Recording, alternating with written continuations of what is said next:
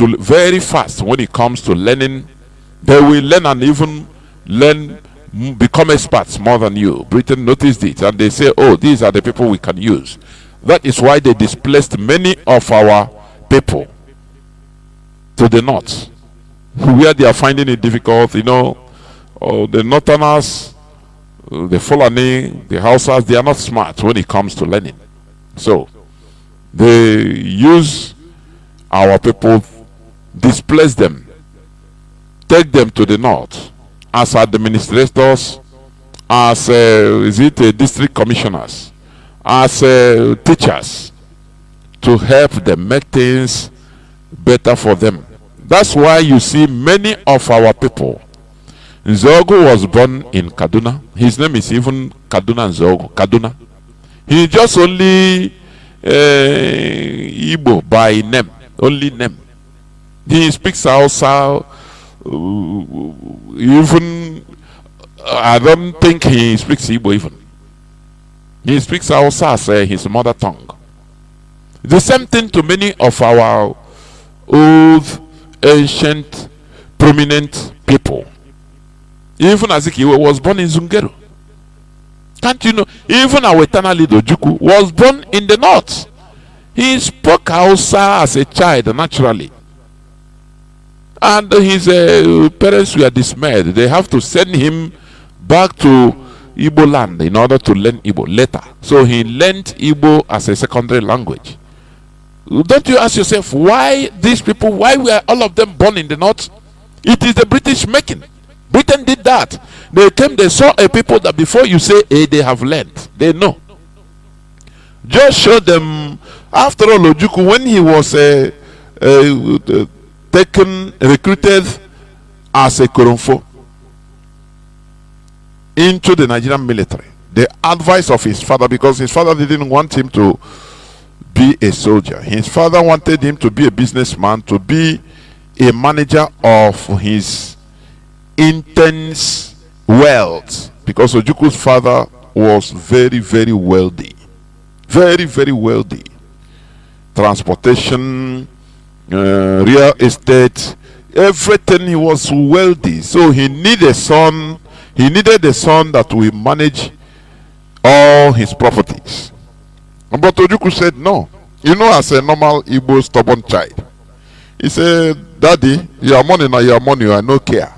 I want to make my own in my own way. That is the problem. We are born like that. We are like that. Some people, even their father, their parents are very rich. They don't care. They say, I don't care about your money. I want to go and suffer and make my own. That is the spirit of an average Igbo boy, Igbo man. We are like that. So Ojukwu said, no, Daddy, you cannot push me to what I don't want. I want to be a soldier. The father was dismayed. A graduate as of that time. Do you know what it means? A graduate, whether 1940s or 30s, I could not recollect. His father said, no, my son, I have money. Only you go to school, be a good boy, and manage the wealth. Be my manager. Now, if I die, you take over everything. He said, no, Daddy. That is not what I want to do. I want to go my own way. The father was shocked. And you know what happened? Ojukwu have to run away from house. A rich person, a rich man picking. He have to go and recruit. Go and look, recruit himself into the army. Where there we are recruiting. As he didn't go as of officer because he have the qualifications to be taken as an officer, but he went because he know that if he go there, his father will frustrate him. But he went as a normal, ordinary, illiterate. He stood on the line and they recruited him. And when they told his father that, look, your son has been recruited as a non-commissioned officer, as Koromfo, into the military, the father was almost heartbroken. You know what he did? The father called their GOC, or their commander, their chief, the military chief, and told them, look, I heard that my son have recruited, very stubborn. Frustrate him. I want you to suffer him so that he will run away from the military. I want you to suffer him. What I'm telling you, I know many of you know about the story. It's a history. It's facts. The man, they say, okay, we will frustrate him so that he will run away from the military. You know what they do? What they did? Every time they train, they make him train double. Sometimes they put him, say, oh yeah, go, you go carry shit. He will go without understanding what he did. He just feeling that they hate him, but he didn't care. He was doing it because that was his passion. He will stay in the toilet from morning till night, washing the whole toilets of the barrack. He was doing it with joy as his part. Now, one day they were teaching them in a class about gun dismantling and assembly. Could you believe that the white person that was teaching them this showed them the gun, dismantle it, give the names of the parts of the gun?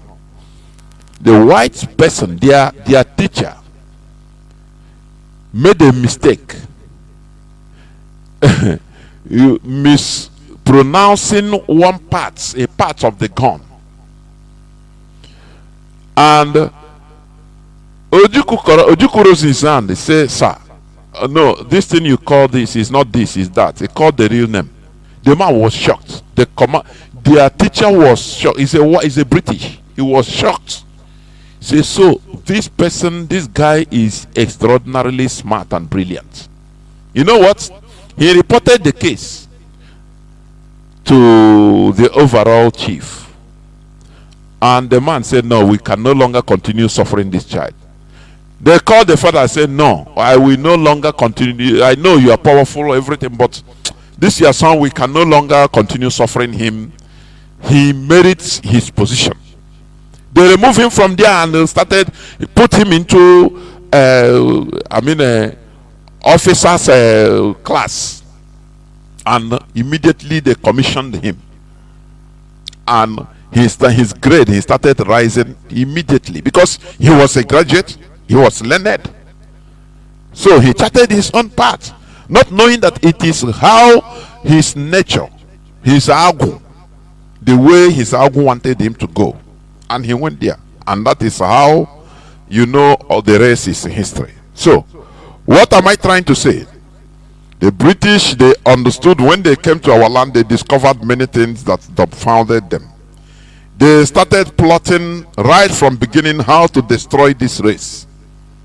Because they say that if we allow this race to rise up in Africa, that they will take over.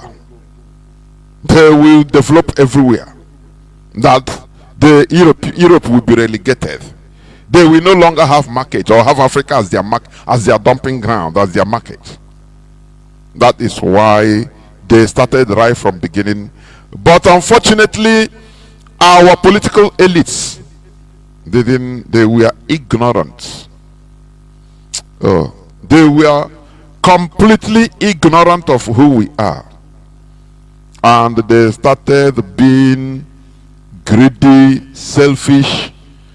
Britain used that selfishness in order to attack them, to blackmail them, starting from Azikiwe.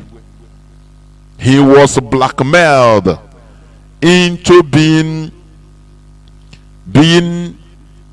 a president without single power. The only president or a pioneer president in Africa without a single power.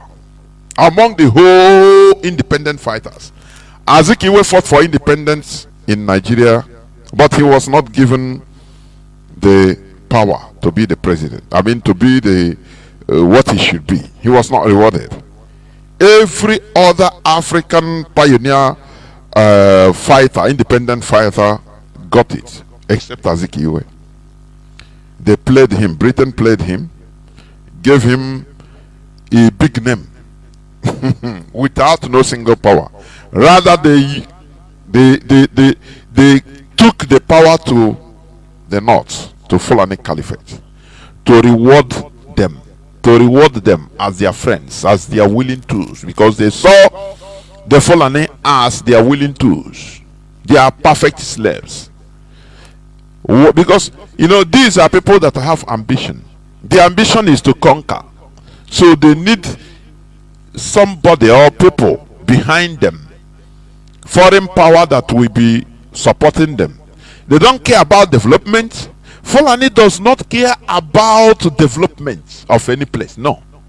Somebody have said this: where you find the Fulani, even if it is a fatal or a green bush, before you know, within some time they will turn it into a desert. It's true. I am telling you, it's true. I've researched about it. It is true. Because they don't care about development. What matters to them first is control, to colonize, to be in power. Now others will be bowing down to them. So Britain saw this and said, look, these are the people that we are going to use. We support them. And that is why they are being supported till today.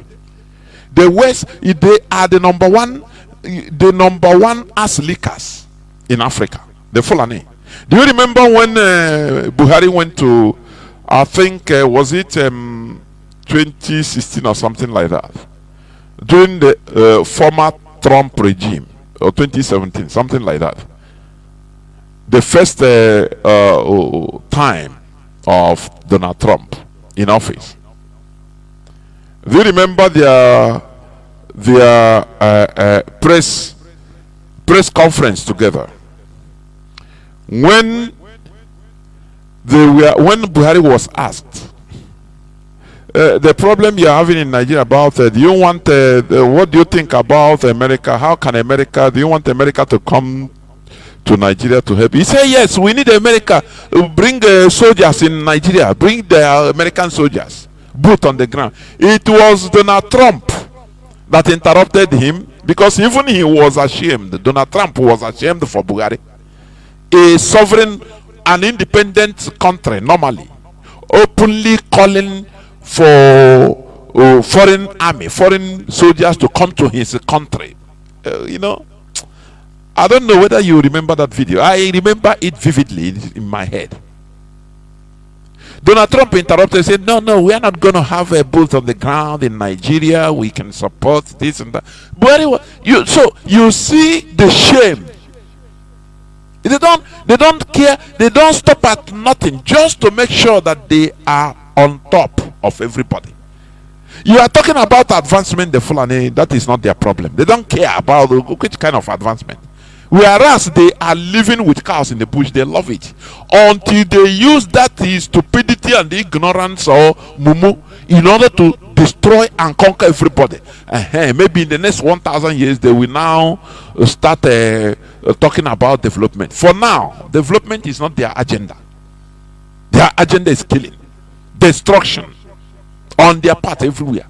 And Nigeria has been chosen by them to be a place that their Allah has given to them.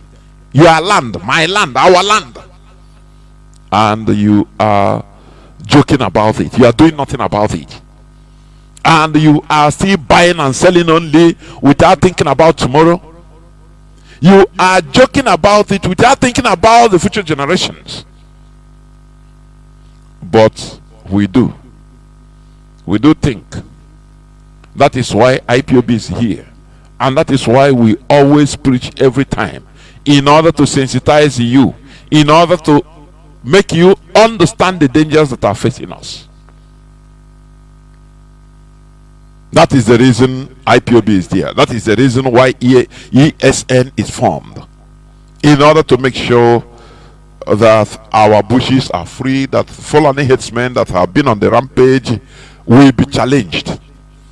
If we stop and leave it to the politicians, these politicians, they are the Afonjas in every part of Nigeria. They don't care.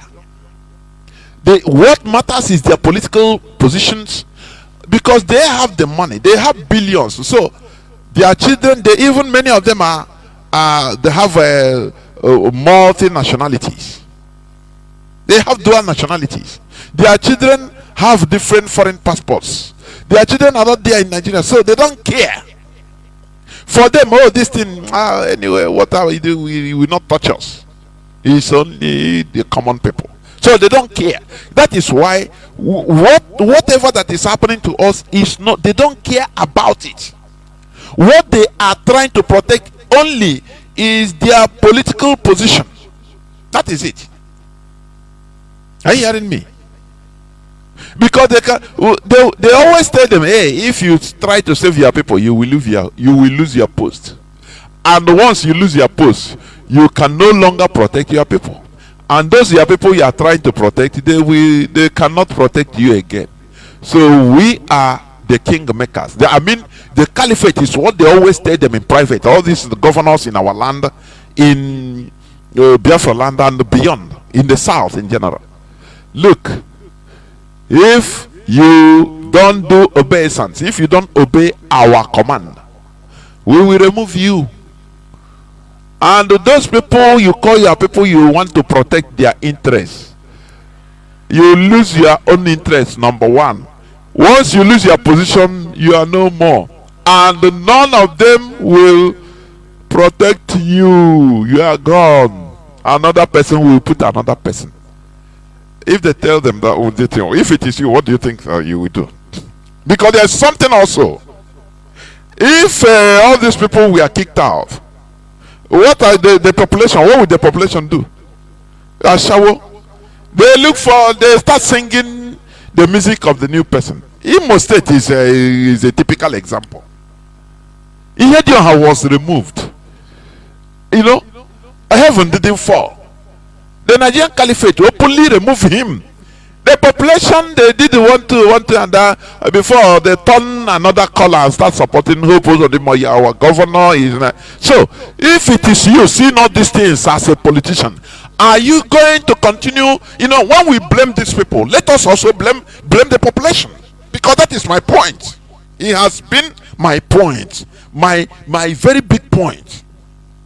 We blame them. Oh, they don't the interest of people. They don't. Okay, if they continue defending the people's interests, and anything happens to them, is the people capable of rising up to defend the person defending them? Tell me.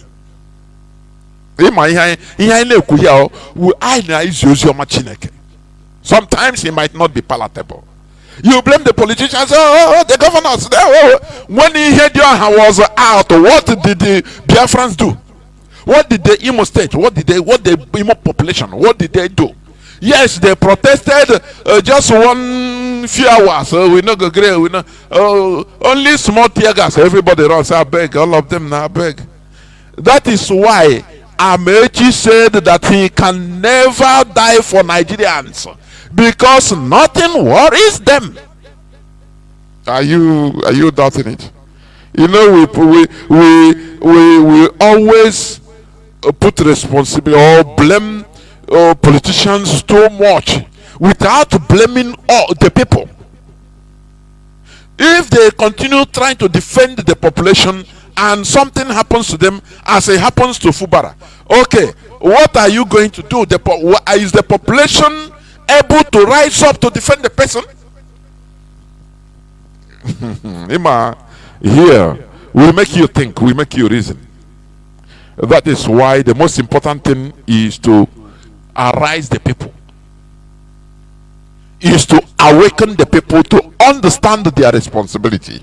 That is the highest gift you can give to a people. Once you awaken a people, finish. You raise their mindset, finish. Leave the other one, leave it. Because when the people rise up, it's revolution. Direct. Or now, so you boil the water of mental awakening into the mindset of people. Finish. You have done the job. Leave it. Just like Mazi Nnamdi Kanu did. They didn't know that there will be voices like us. There will be DOA that is as strong as rock, that will be unshakable. They didn't know. Mazi Nnamdi Kanu millions of Biafrans. That is the highest thing, one of the highest legacies you can live, and leave the thing to work in the mindset of people. That is it. Once majority of people understand what you are doing, finish, you have done the job. The rest will be history. Before you know, the thing will pour out on the street. That is what you are doing. Not only blaming political class. The political class are minute. They are 0.000. They are nothing compared to the population. But only to make them understand that, look, you have a duty. You don't always talk of what do this for me, what this one will do for you. Come and restore Biafra. Like I watched some people in the gathering, Italian gathering. Some people will come and talk. What I'm begging you people, the leaders, so that you people will restore Biafra for us. I'm happy that Mazi Patrick, he came in. He's an awakened mindset. He told them, look, not the leadership will bring Biafra. You talk about what can I do? As John F. Kennedy said, do not say, they'll be thinking of only what America can do for you, but what can you do for America? What can you do for your country? That is it. That is what we are doing here. So when you see why all these politicians, why most of them are hell-bent on fulfilling the interests of the caliphate, because that is where they think that the real power lies. Power is there. The power does not belong to the people. It belongs to the caliphate.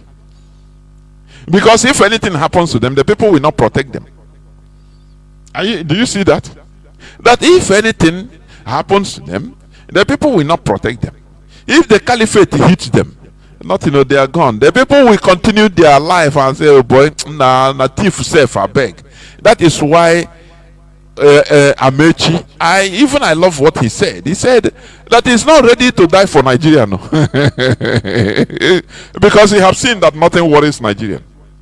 Nothing worries Nigerians. He said, if you like, bring out the family, shoot the wife and children in front of the father. He will cry. Before you know, the following day continue his normal business as if nothing happened. Nothing worries them. So here we are trying to raise the awareness of people so that things will start worrying Nigerians. Things will start worrying population. Not only heaping the blame on politicians. Oh, you're our governors. You don't do this. You don't do that. You don't do. Showcase that you are capable of defending them. And now see. What will happen.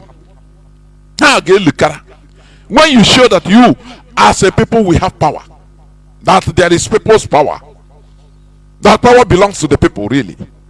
At that time, that is when you see them. They will be forced to walk.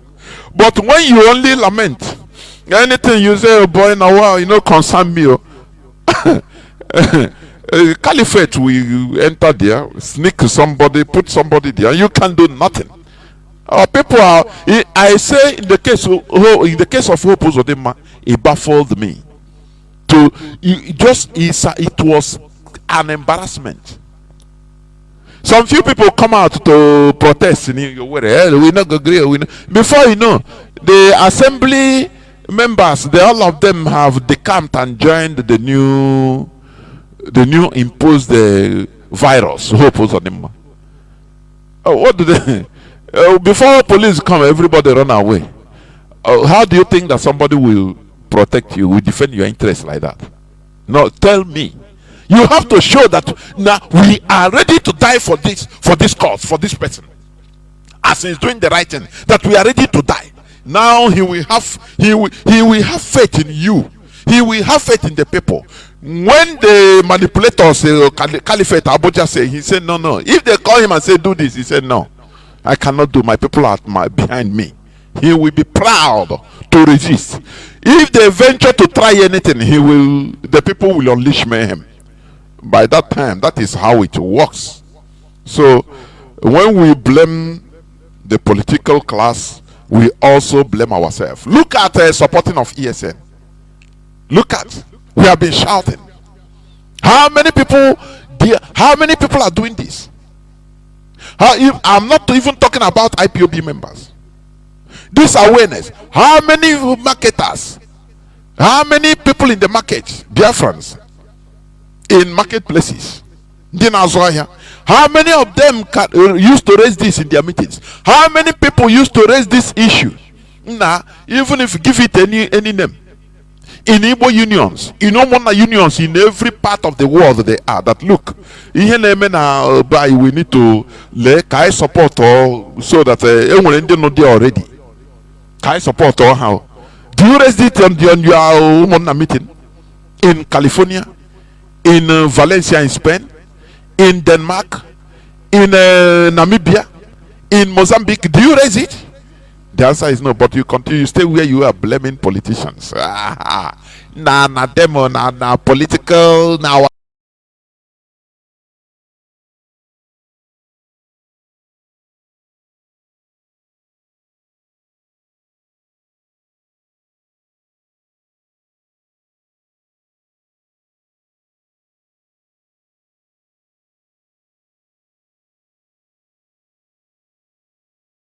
Governor, so now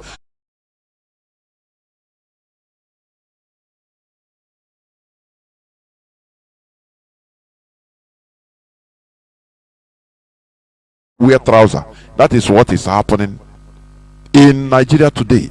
But before I delve into the news today, the news headlines of today and what is happening, because we are still on the Fulani question, I will read IPOB press release of today, being the 31st day of March 2025. IPOB urges Igbo to prepare for self-defense, warns Hausa community to steer clear of ethnic tension that could destroy them. IPOB urges Igbo to prepare for self-defense, warns Hausa community to steer clear of ethnic tension that could destroy them. The Indigenous People of Biafra, IPOB, seeks to alert the Ariwa group in northern Nigeria, highlighting that its leaders and certain individuals are inciting violent assaults on the Igbos and Christians to halt their intended assaults immediately. We learned that they have organized assaults against Igbo in the north due to the killing of the alleged Hausa hunters in Edo State. Conversely, native Hausas must exercise caution to avoid succumbing to the ethnic conflicts orchestrated by the very Fulanis who have been harming them and others. We have been reliably informed by our sources that certain individuals are already posing threats to Igbo in the north. We have received the information that Fulani criminals have killed the innocent Uche Abagana in Kufarua, Kano, due to an incident in Edo State. Igbo did not harm Hausa hunters passing from Edo State to the north.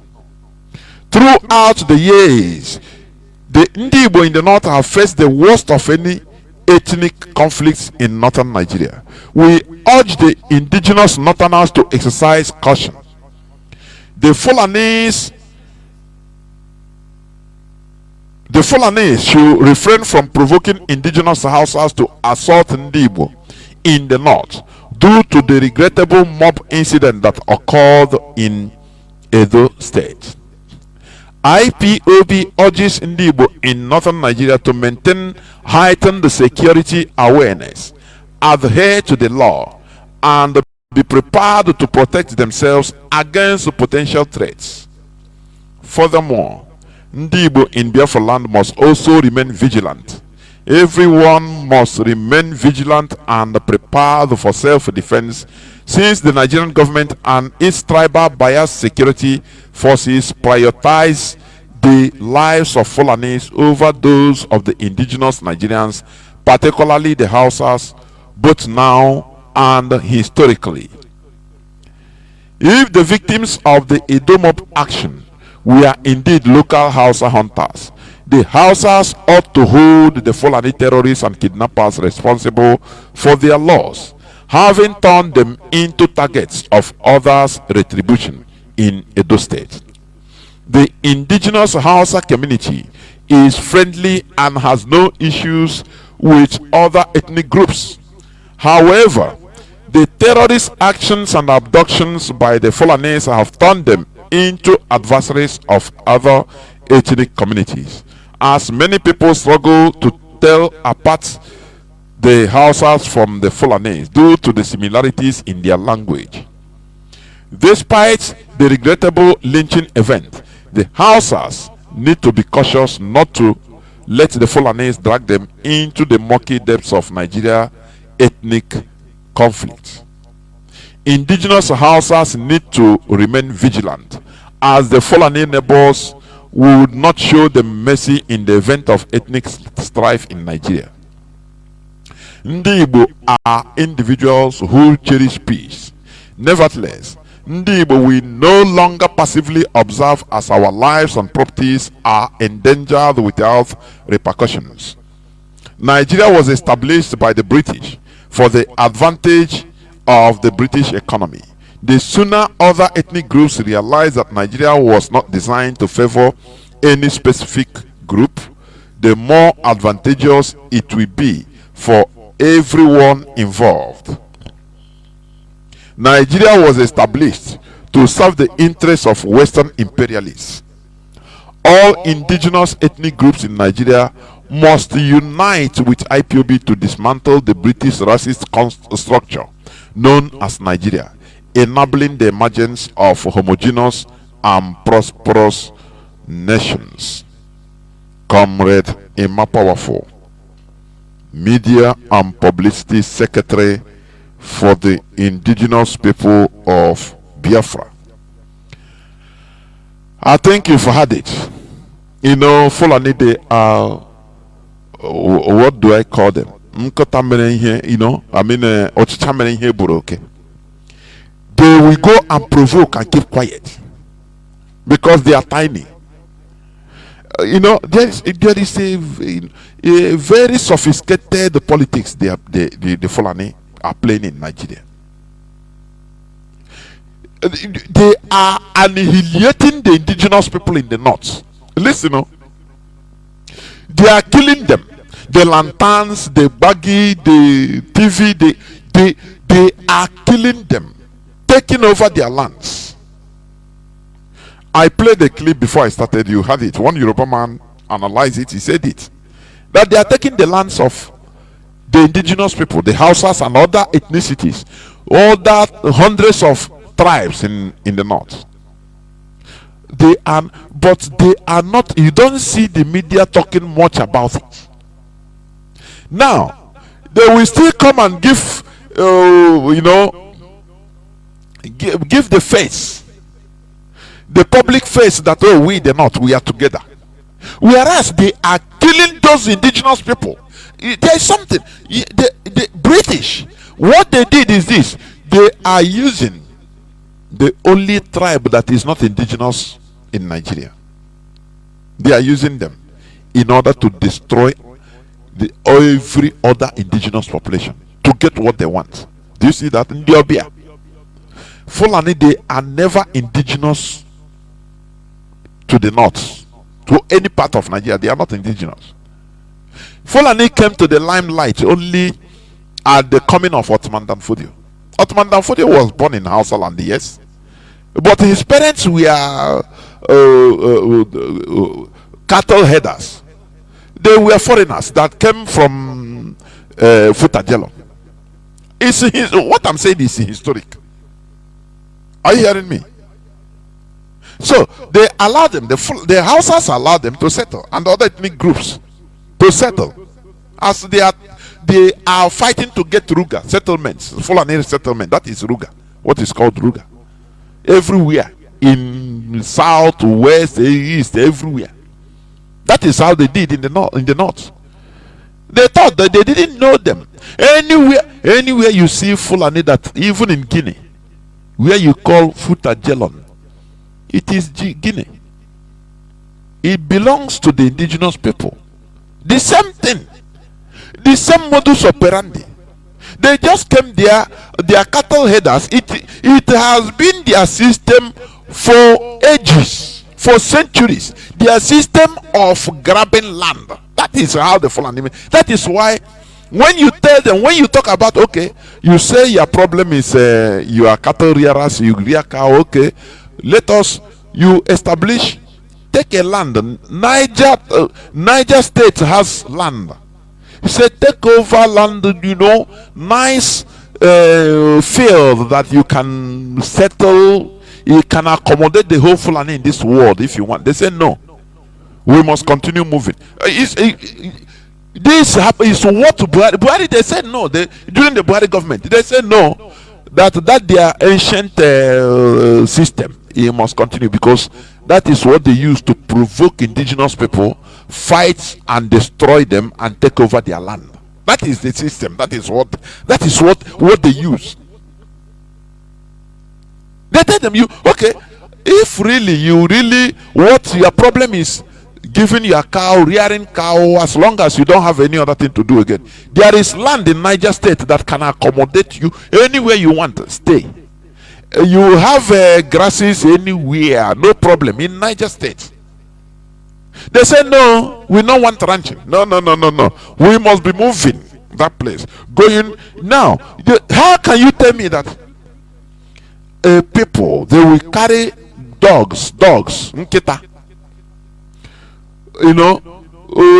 travel more than 1,000 kilometers from north to south, go to the to Atlantic Ocean, to Biafra land, to hunt? Don't you see that there is something sinister there? Don't you see that? No, they have bushes everywhere in the north. They say the north, they have the north is booming with wild animals. If it is really hunting they are doing, without even effort, because it's Sahel. Sahel have antelopes. They have different kinds of animals, because there are grassy areas there. They have animals, but they say no. We are coming. We now, and each person will carry 10 dogs. And you say that to traveling thousands of kilometers. I said more than 1,000 kilometers from Katsina, from Sokoto, down to Biafra land, down to Igbo, down to Imo, down to Edo. Say they are down to you. Say they are coming for hunting. Don't you see that there is something they are not telling us? You see this event that happened. It brought many things to the limelight, and we must continue talking about it. Do you see this thing that happened? It brought many things to the limelight. He made now everybody to understand, not only the Igbos. He made everybody now to understand that, look, the lives of Fulani is number one. Is more important than any other person. I'm happy. He's a Yoruba person that I played his voice. He said it. Do you know that if this thing that happened, had it happened, for example, in Owerri, or in Ugwocha, or in any part of main Biafran territory, they will nail it to IPOB. Say it's IPOB. Even these people that let me tell you, even themselves, they will say, hey, this Biafra people, you see what they are doing? Ade kucha. Oh God Almighty. Do you know the problem? The Fulani Caliphates, they exploited, or they are exploiting, the primitive enmity against Igbo by even our own kids and kin. This thing now that we are talking, had it been that it took place in the territory of even Delta, they will nail it to say it's ESN. By now you would have seen what even these people that are talking, all of them will nail against ESN. No ESN, no ESN, this and that. Do you see how foolish the indigenous people, mostly in the south, are? Or in short, the whole indigenous people. Do you see how foolish they are? Very, very foolish set of people. That's why I don't pity anything that is happening to us. I don't pity us. It's only IPOB that is here to save us. Are you hearing me? This thing that happened now, tell me, just let us tell ourselves the truth. Had it been that it is maybe in our land, in Igbo land, that this thing happened, what do you think that would have taken place? The whole condemnation will be coming from everywhere, including our own people. Even the whole South, they will turn against us. Say, it's them, na Biafra. I don't know the type of devilish hatred they activated in the mindset of these people. But do you see why the Fulani is more wiser than the indigenous orangutan that are eating the flesh of their own brothers and neighbors? Do you know why? Do you see how they are wise? They are the people killing the indigenous people in the north too. But they are now pretending they will be the once you come from the south, they pretend to be protecting them. Do you see the very sophisticated politics they are playing? They are the ones. I have clips that the Hausa people made that they are insulting the Fulanis. I have it. But do you know what? The same Fulani that is killing the Hausas, destroying them, it is the same Fulani that we activate the Fulani that we activate the Hausas in order to attack, to defend their interest, the interest of the Fulani. When it comes to Igbo man or against Igbo, against South, they will now gather themselves and say Fulani will force them and say we are the North. Oh yeah, not you. Oh yeah, come, go and attack this one. Many them, attack them. The same people that are suffering under the foreign Fulani, they will foolishly be attacking the same indigenous population that are suffering like them. How do you put this? Nigeria is a sophisticated situation. Tinubu, even before he enters power, there was a time he made a statement to somebody. He said, look, Nigeria is not like any other country. It's so complicated and sophisticated that you cannot understand. You get that? What you cannot understand until you know what I know. So Britain played something. That is why, look, as a Biafran, the DOS, I am telling you, the DOS, the leadership of this struggle, because they march with caution. They don't care. Now is no longer the time of sentiment. I've been saying it. They march with caution on what is good for this struggle. Because the hatred against us is is too much. Or can't be over. And also the complications in Nigeria, the sophisticated situation of Nigeria is something you cannot understand. So you need to walk with heavy caution.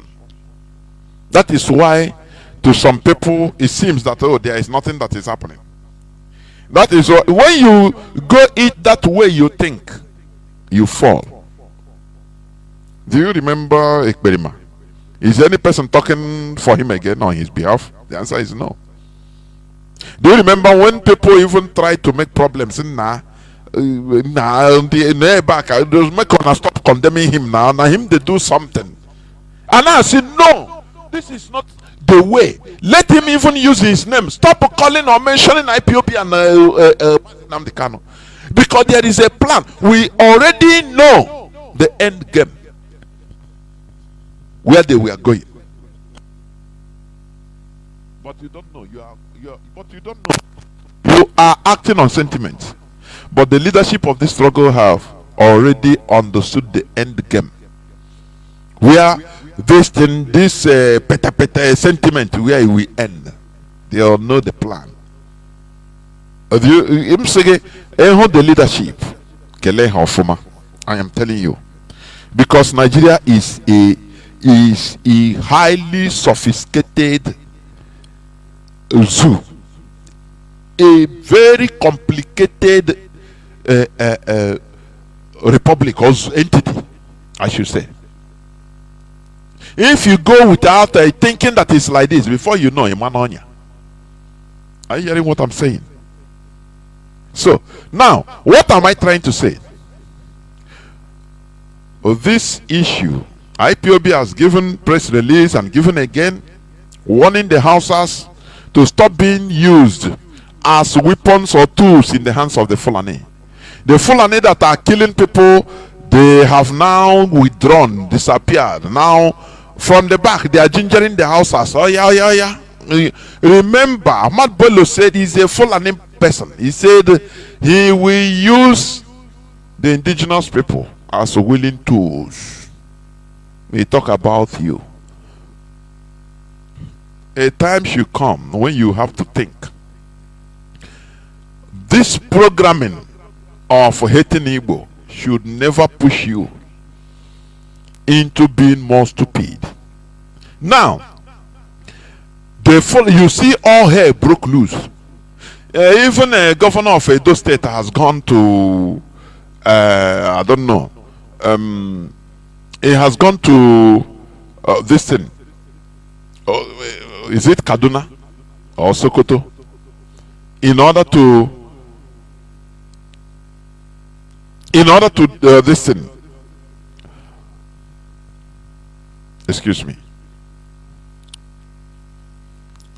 Okay, as I was saying, the governor of Edo State has quickly gone to say sorry to Kaduna or Kano, to tell them, oh, we are sorry. Very quick. Hey. What does this thing tell you? That the life of Fulani is far, far, far more important than any other. It's an insult, isn't it? Now, the issue is, what are you going to do about it? Won't this make us to understand that, look, we have been relegated into fighting each other in the south? If these people can call themselves Ariwa, not, why can't we also be calling ourselves the South?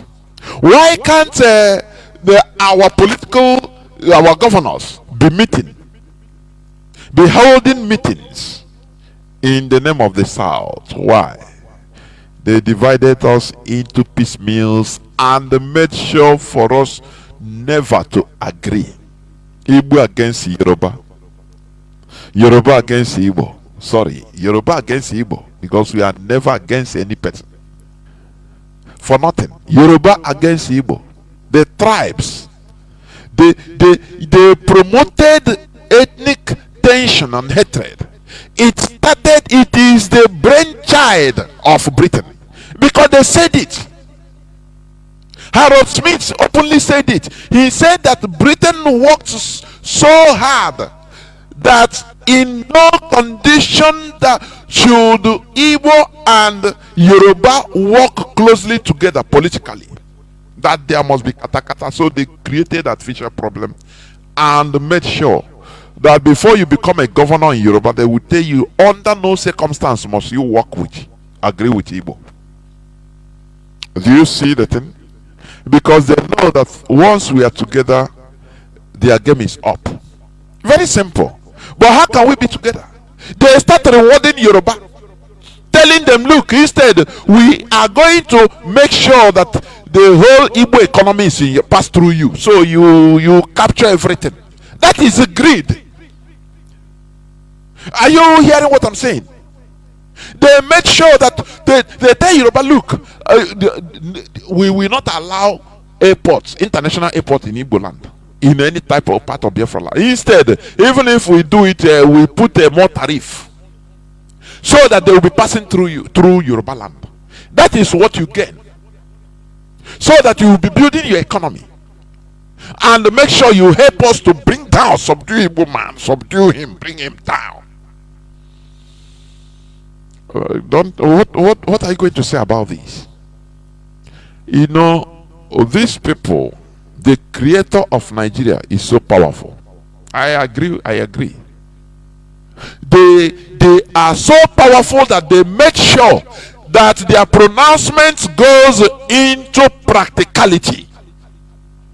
That if on 2020 the southern Igbos and Yorubas hold meeting, political meeting together, calling themselves South for the first time since independence, all hell broke loose.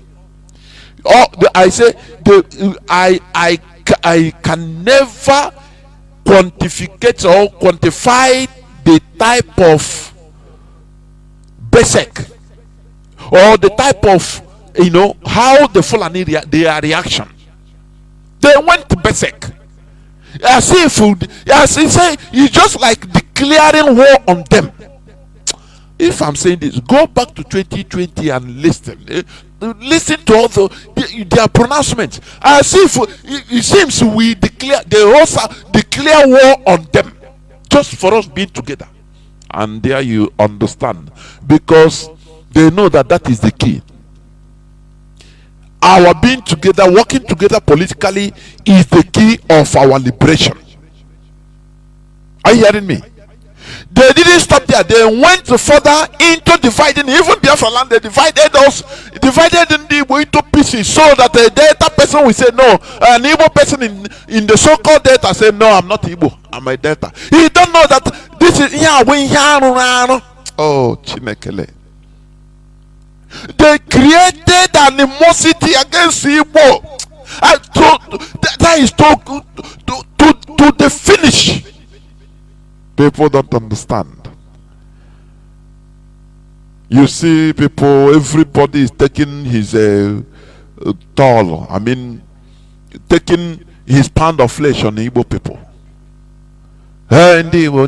Even some what do you call it? Some tribes that are not up to 300,000 in population, they will come and talk rubbish against Igbo. Because this is what the British want. As we are yabbing ourselves, dividing ourselves, the foreigners come and they will be siding. They will be siding them against the Igbo, because they see us as the main. Britain see us. They see us as the main enemy. People that they should never allow us. And today they have created monsters in our land. They have made us, our people today in the Igbo, almost miserable. Let me tell you how. The other time, Soludo said that we have, according to statistics they conducted, we have more than 11 million Igbos in the north.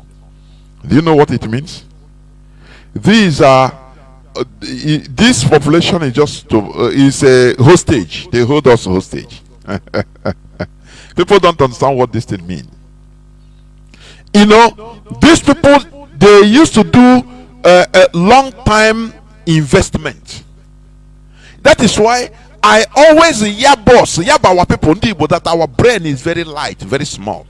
We go for just short time benefit.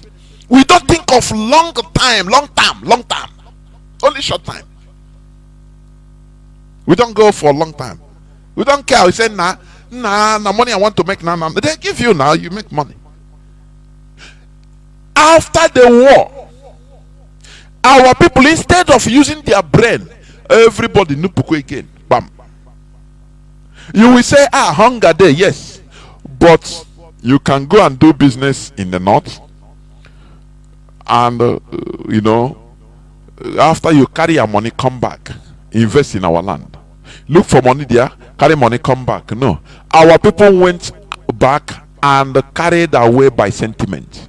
They will brainwash some of them. Do you see? Your house we left for, even they will carry that 3 years of war, they run away. Some that have gotten land, distant house that time. You see the Alhaji will carry his key, carry his documents, give him back, say, you see, even some the house rents for that 3 months, 3 years, they will carry the money, give to our people. Hey, I know to oh, these are good people. You don't know they are investing in your brain for the future to hold you hostage. Instead of going that time, maybe even if you have, if they do all those good things for you, say you have your brain. Within small time, you put the house for sale. When you put it for sale, you sell it and do your business and be bringing money home. No way. Establishing in our place, no way. Our people are carried away with sentiment. Wow, you don't know they were investing, they were attracting you. Do you see how when you are fishing with line and hook? Do you see? If you put worm or little fish to the hook, the fish will not know. He will just go.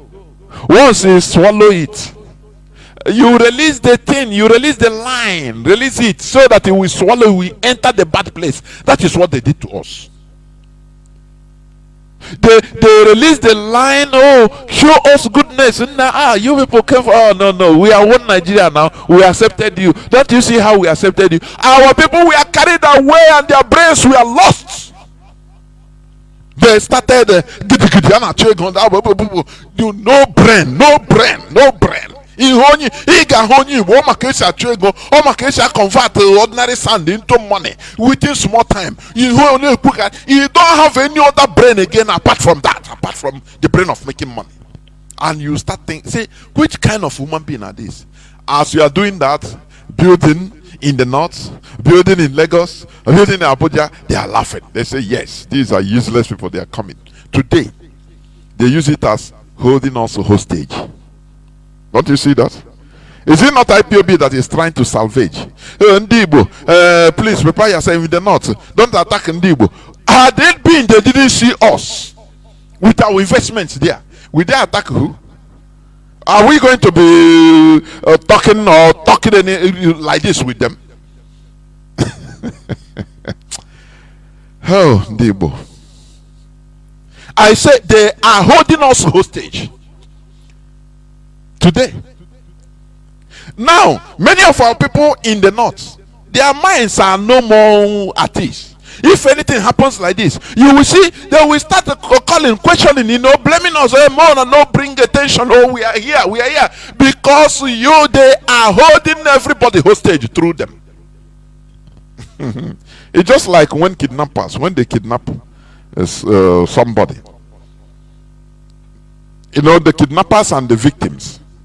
The police will not go there on complete assault, or the military. No, they will not go there because they will be afraid of killing the victims also. So they will be negotiating, pampering, trying one way. That is how they. Only sin and the age is a lie, Before you know it, now they will come and say, "Hey, you see, Igbos are there. The Igbos that are in the north is uncountable, and they are the big people." How could I like this? Hey, hey, now one the muka on the house and all we did. You own a 5-story, own a 2-story building, 3-story, 5 buildings there. Hey, and all we then a village. So any person that wants to react, they say, no, don't do. You will endanger the lives of our people there. That is the hostage they are holding us, because they invested long term. Whereas we are investing for only now. How to make money now. A man and they are carrying him and they are carrying him by far. Everything they will bring us to our knees, but the time has come. Again, with sacrificial lamb. Ndi bono na kanu now. Hey, nah, me wanna know every time. So you continue living on your knees all the days of our life. Is that how we are going to be? Because of Nakari bushing there. Hey, on them, because I get destroyed, you know, on Friday now, maybe here, bush here, this and that. Every year in, year out, they are threatening us with all this because our people fail to learn. If you make mistake, you suffer for your mistake. That is the reality of this life. If you make any mistake that you're supposed not to make, you will suffer it either now or in the future. That is what we are suffering. Are you hearing what I'm saying? Had it been we took the stance like the Hausas, like the Fulanis did, they are bringing cows to sell in our land, in Lagos, in Onisha, in Aba. Do you know how many billions of naira a Fulani man will bring cows, maybe 2, 3, 4, 5 trailer loads of cows, bring it and sell it cash in Aba within 1 week? I don't think in a bank back to where will he sleep? Sometimes they will sleep in their mosque in Aba or in Igbo, or in one room. They rent one room. You cannot see nothing there. But to go to his place, he is a big Alhaji that has everything. You and them, who is more sensible? Who is more wise? Sometimes I reckon you could see the wise. I want to hear him. Hear him, I will just take you wine. Nothing more. Yes, I take you nothing more. You go there. So, my question is, until when shall we continue to be subjugated to this hostage or blackmail? And full not. There must be sacrificial lambs for your information. For your information. We cannot be lying on the ground in order to continue begging because of hey, don't kill our people. There are our people in the north too. They have, as millions of people, you have the capacity to defend yourselves even from there. That is it. When you don't want to learn, you learn the hard way. That is the thing. When you cannot learn, when you don't want to learn, you learn the hard way. When you don't want to learn from something that happens to others or something that happens to you the first time, now you learn the hard way. That is what is happening to us. Are you hearing what I'm saying? So don't ever pity Ndi Igbo na Ugwu Hausa. They should know what to do themselves. They should defend themselves, because sometimes how our weak points, I am telling you, every time it has become normal thing to, because Ndi Igbo has something even catastrophe amanjakri. I know one Ndi Ugwu Hausa, Ndi Gbara Ọsọ Ugwu Hausa na ha maybe she couldn't quite have more and when him jiri lot of I saw them. Ha jiri everywhere. And when the only before on the main coma now, hey, about on the main coma, mana it becomes a non-entity. Na you na you judicial pata. Others will be there and still be invested. Say nah, nothing mega. And when I hear name, nah, I get connection. Do you have connection more than Ojuku? Do you have a connection in the north more than Ojuku? Ojuku, his personal friend that time was the Sultan of that time. The Sultan, the main emir that time. But the emir could not be trusted. He deceived him. He said, no, tell your people to come back. No problem. We have resolved. Now you be my brother. Now tell your people to come back. Without knowing that it's a trap. Ojuku have to go on the radio, announce that, look, any Igbo man that wants to go back to the north, go back. Everything has been resolved. When people drove the same set of people, Ndi Igbo, onye ọ na agba dịka ndị chefuru ihe. Gosh, back to north. I thought it was union. So when you are telling Igbo man, we cannot continue like this. If you want to change your name from Chioma to Aisha to Fatima, it will never save you. So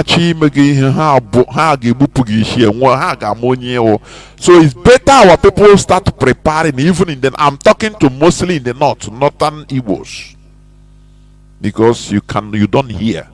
We cannot be held hostage forever with these people or by these people. Every time, that is where they always go. You see this northern coalition or northern group, they will always say, do you know the Igbos in our land in north? Remember, because they know where they touch you and you shake. They hold us hostage. That is what they think, because they invested the long term.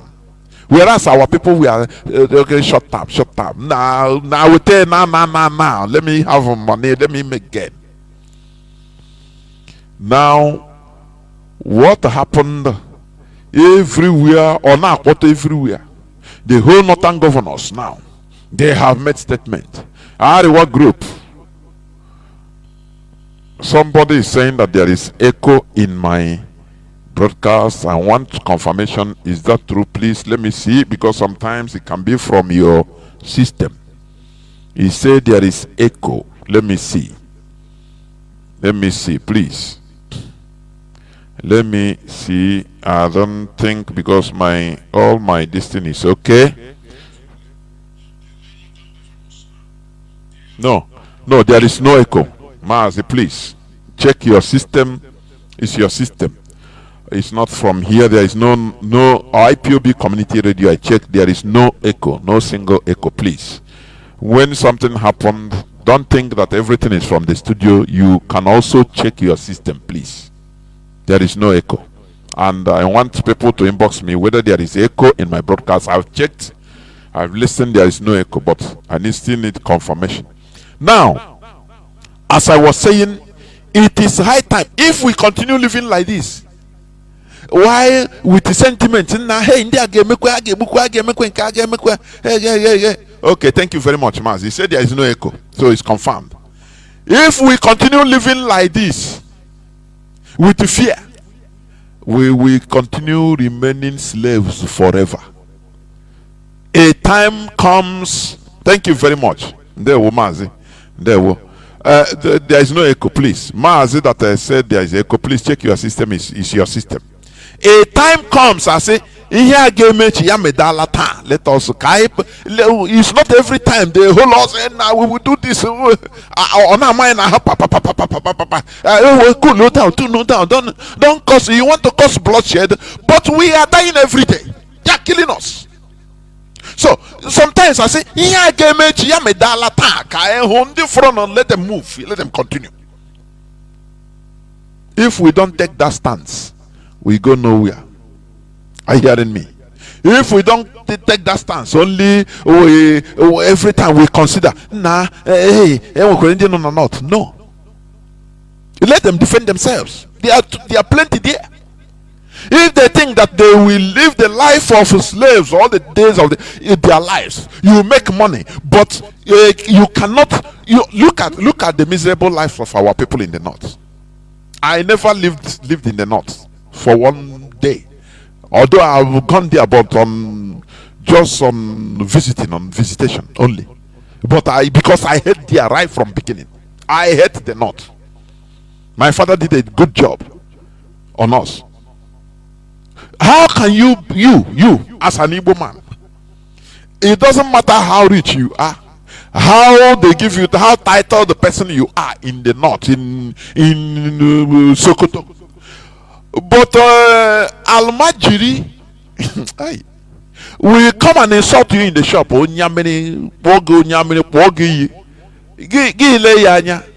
Somebody that is not even up to the son of your get man. I say your wife no ebe say darling hapukwa on there imakwa how become hapukwa dear. Every day of your life you are living like a slave. Can't you think which kind of money you are looking for? Which kind of money? Tell me. Ndibo. Ndi Igbo, which kind of money? Can't you free yourself? Can't you free yourself? In a trade go, hey, neighbor, call this and that, and I hear the cheap, yeah, but you are not free.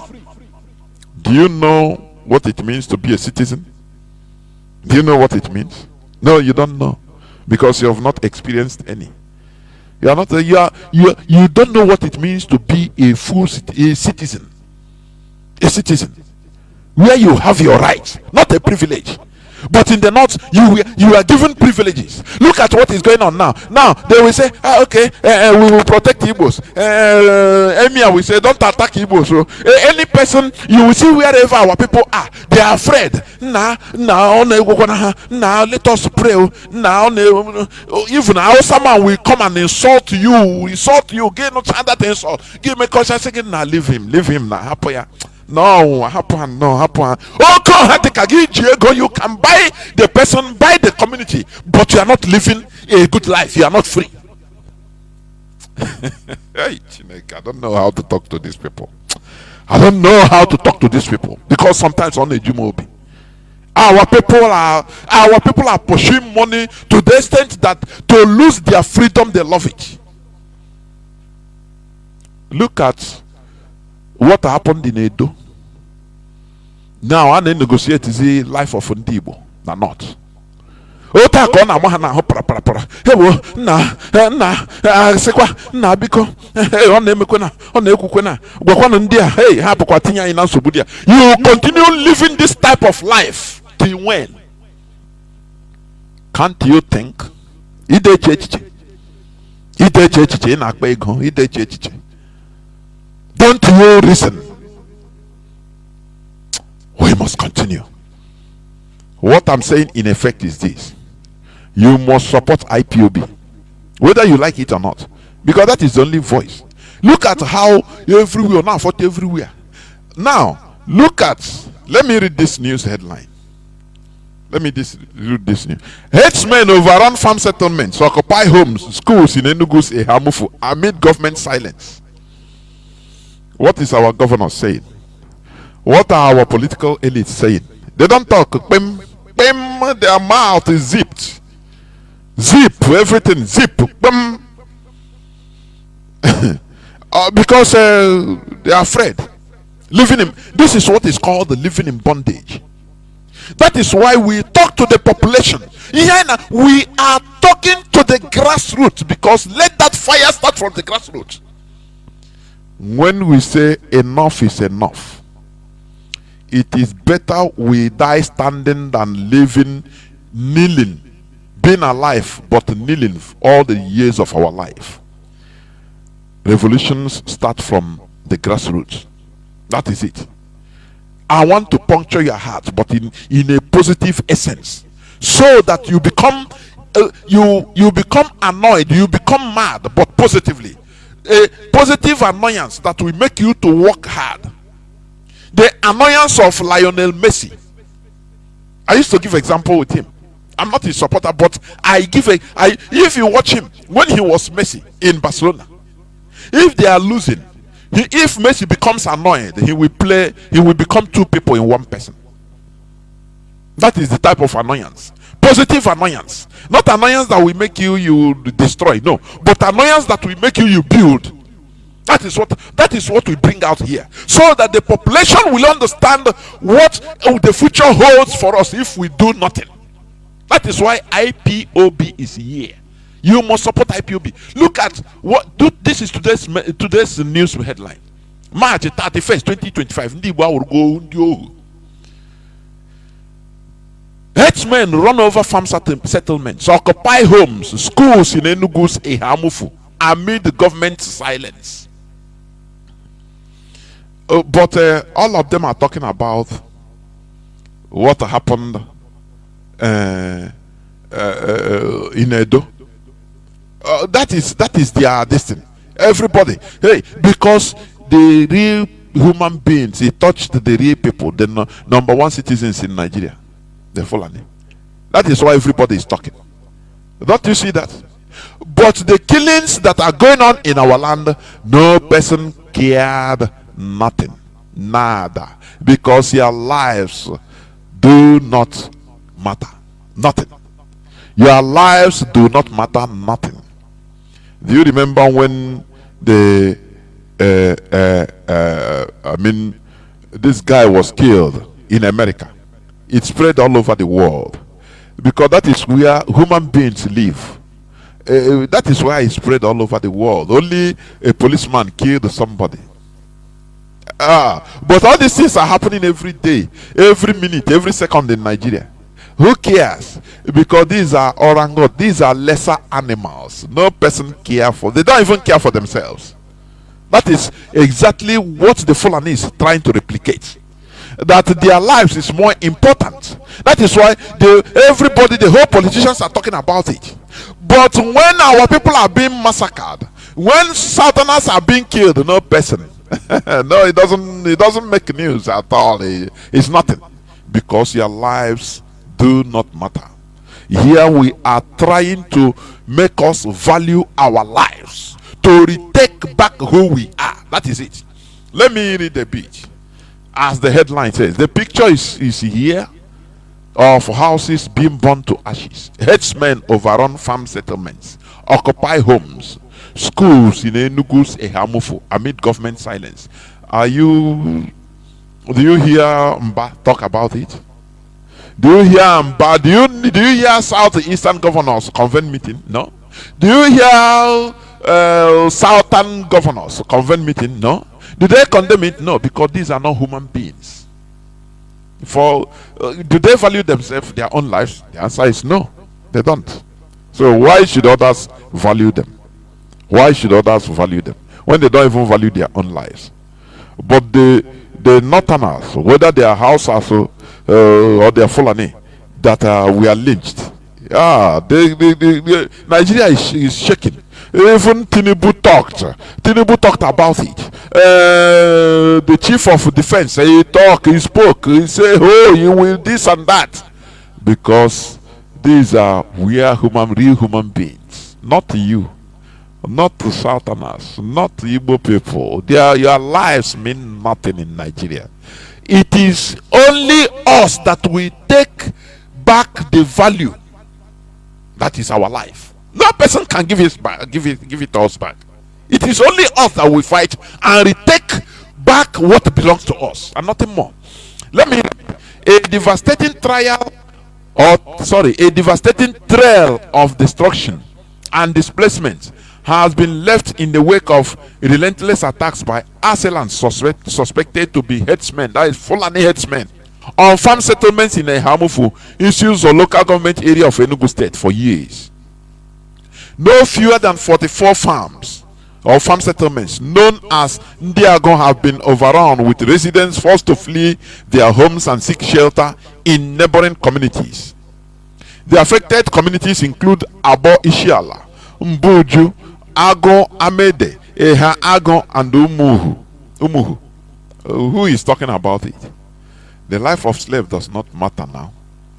Let me play this again. Let me play the analysis of this man. Just let me play. He's on this Edo issue. Let me play it. Really, listen. I would like to commiserate with about 200 families in the past few months in Edo State that have had their mothers slaughtered in the farms, have their fathers. More than 200 men in Edo State. He's not even talking about what happened now. He's talking about, okay, you are talking about the people that were lynched. But more than 200 people that were slaughtered by the same Fulani headsmen. Does it make any news? It's just like this news as I read. They put it after they flash it. Government suspected to be headsmen have killed 40 people in one community in Edo. They have killed, because it's a normal thing. Because for them, they are killing animals. Does the people even value their own life? The answer is no. Because if they value it the same way these northerners react, northern governors react, that is the same way southern, anything that happen like this in Hamufu, even the whole southern governors will react and say, no, this is unacceptable. In a Hamufu, Ebony. What happened? They arrested Igbo Ayaka for saying, the governor of Ebony State came for him, that there is a Fulani headsman that killed, that they have been forward, they gave the intelligence to the governor, but he didn't do anything. So they came for him. That is, we are on the verge of extinction. We are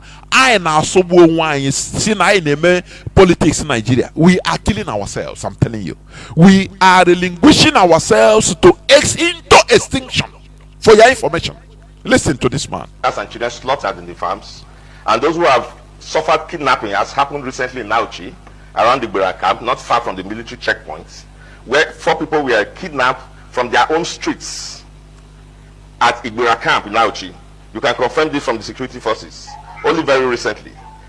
We have videos, and I have a lot on my phone now, of farmers who have been slaughtered in their farms. There's a camp in Ovia here. It's just a farm settlement. It's a camp. The people were sleeping at night, and then headsmen or terrorists, we shouldn't actually be using the word headsmen.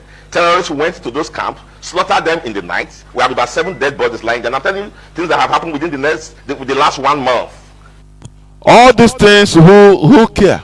You know, I cannot blame even the Fulani, because the people themselves, we don't care. Look at the Hamufu. The women protested for how many days? Who supported them? Who supported them? Only in the Hamufu and the environs only. Other Enugu communities feel that, nah, you know, over on my side, you know they do our, you know they happen our side. Oh, Chineke. No, it happen for him. No, you know, rich Anambra, not be our side. And I'm more beg, more on defend on ourselves. But do you see, of these people that we are lynched in, I'm not supporting mob action, but it is a sign of Nigeria failed the government.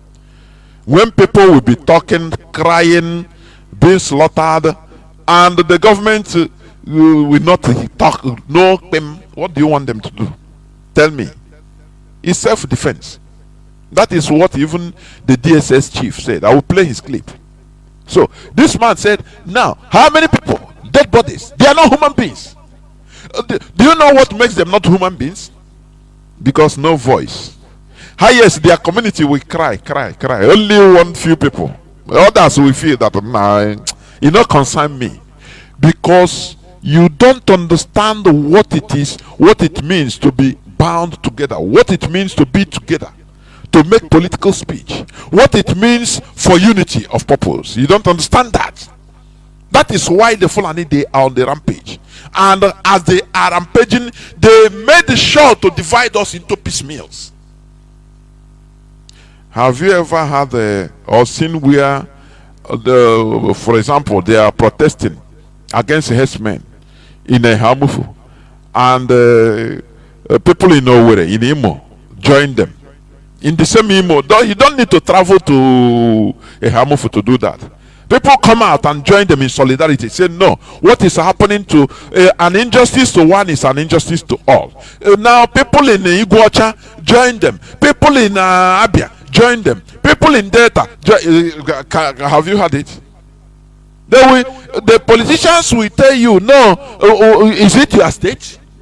Because they are arms of Nigeria, arms of the caliphate, to divide us, to make us remain piecemeals that we are. So Ludo came with his own mantra. They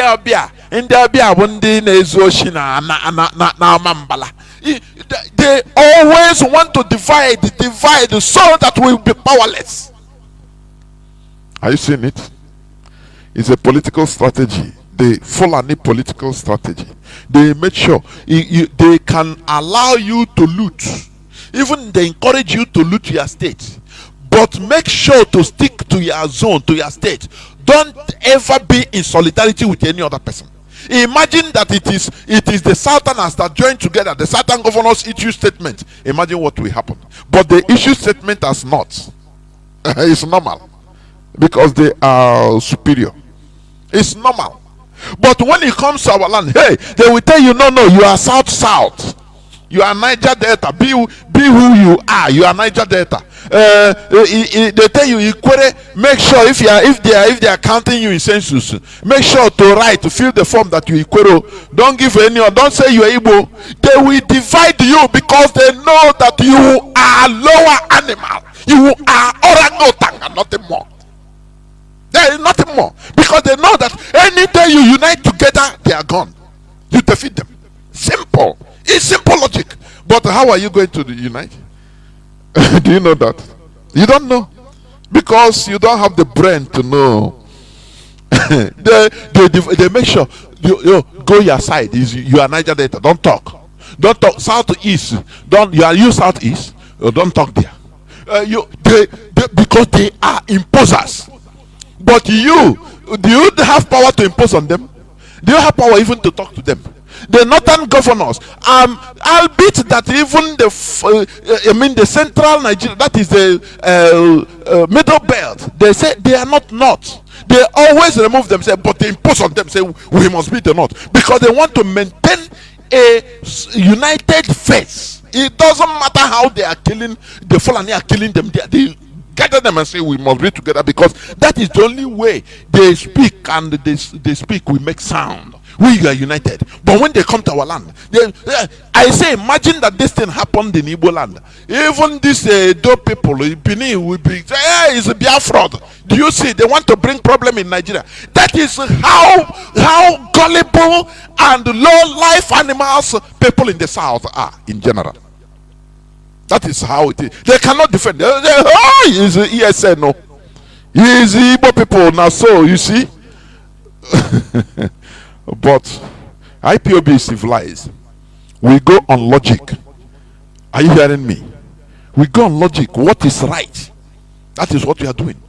It is high time. Even the governors in our land, you Southern go, let them maintain a formidable common front and issue statements as South. The same way, these people, I think they come from Kano, but they didn't leave it to Kano government and say, or governor and say, it concerns now your citizens of Kano. But all of them came together. You and who is wiser? You are, the South. I say the indigenous people, mostly in the South. When I look at them, I compare them to the indigenous people of the Amazonian forest. I'm telling you. Ndị ka na-agba ụtọ. Don't forget that we pụtara hụ anyanwụ na-eme ọfụma go modern car. Your brain, you are still thinking in a very primitive manner. And the caliphate is exploiting it. It's exploiting that brain. They know that any day we talk with one voice, they are gone. That is why they don't care. You can steal anything, loot your state dry, do anything, but make sure don't come together. We'll be divided into pieces, fighting ourselves. The more we fight ourselves, they are relaxed. They come as peacemakers. Don't do this. They will go at the back and incite this person. No grill. They will come in television and say, but you people safe. So fight. The same way, don't you see in the Senate committee? The person attacking Obia Ezekwesili. Obia Ezekwesili is not my this thing at all. It's not my beloved in anything. But the person, don't you see it? The person attacking Obia Ezekwesili in the Senate House is an Igbo person like her. He's attacking her with alacrity.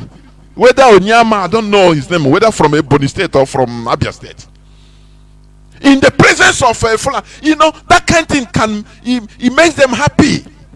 It makes the caliphate happy. They will be leave now. Don't they leave? They say Igbo man. Now so they be. See as they are killing themselves. Now so they be very primitive people. Now we the civilize them. Look at them. They laugh. But they will come in front and say, no, it's okay now. Leave him now. I saw the man on video was attacking, insulting Obia Ezekwesili, his own sister, in the presence of everybody, to act like he's the highest obedient slave. Oh, equatorial forest dwellers. I'm telling you, very primitive people. They still have that primitivity in brain. They are the people that are being used against their own people.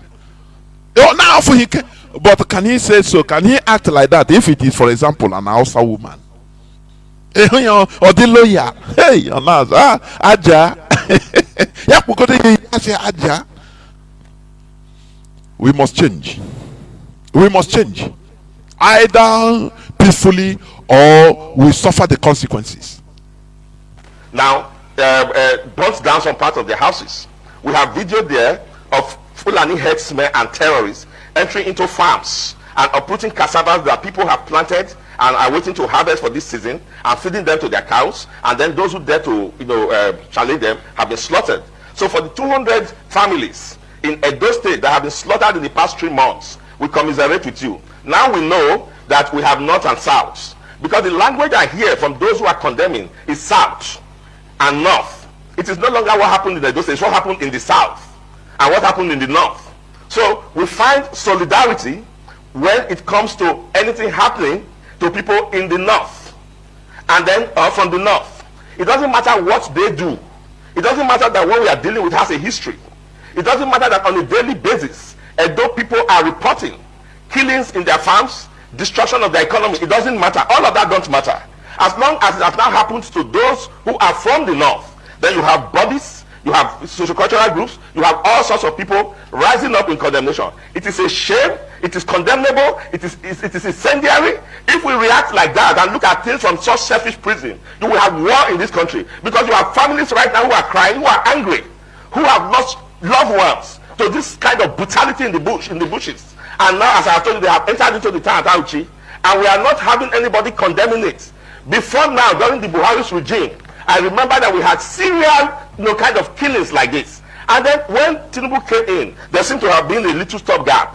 But it appears that just recently, as soon as we started hearing of the political actors in the north complaining that Tinubu has neglected the north, we are beginning to see a resurgence of this. We understand what is going on. It is happening in Nigeria, it is happening in those states, and we are keeping note, irrespective of all those hypocrisies you see in the press. The people are feeling the burn, they are losing loved ones, and they are not going to be moved by what you are doing in the press. The man said, what the language is hearing is the North. They condemn it because they are wise, they are civilized. Civilization is about being organized, organizability. Are you hearing what I'm saying? Do you know? Let me go back.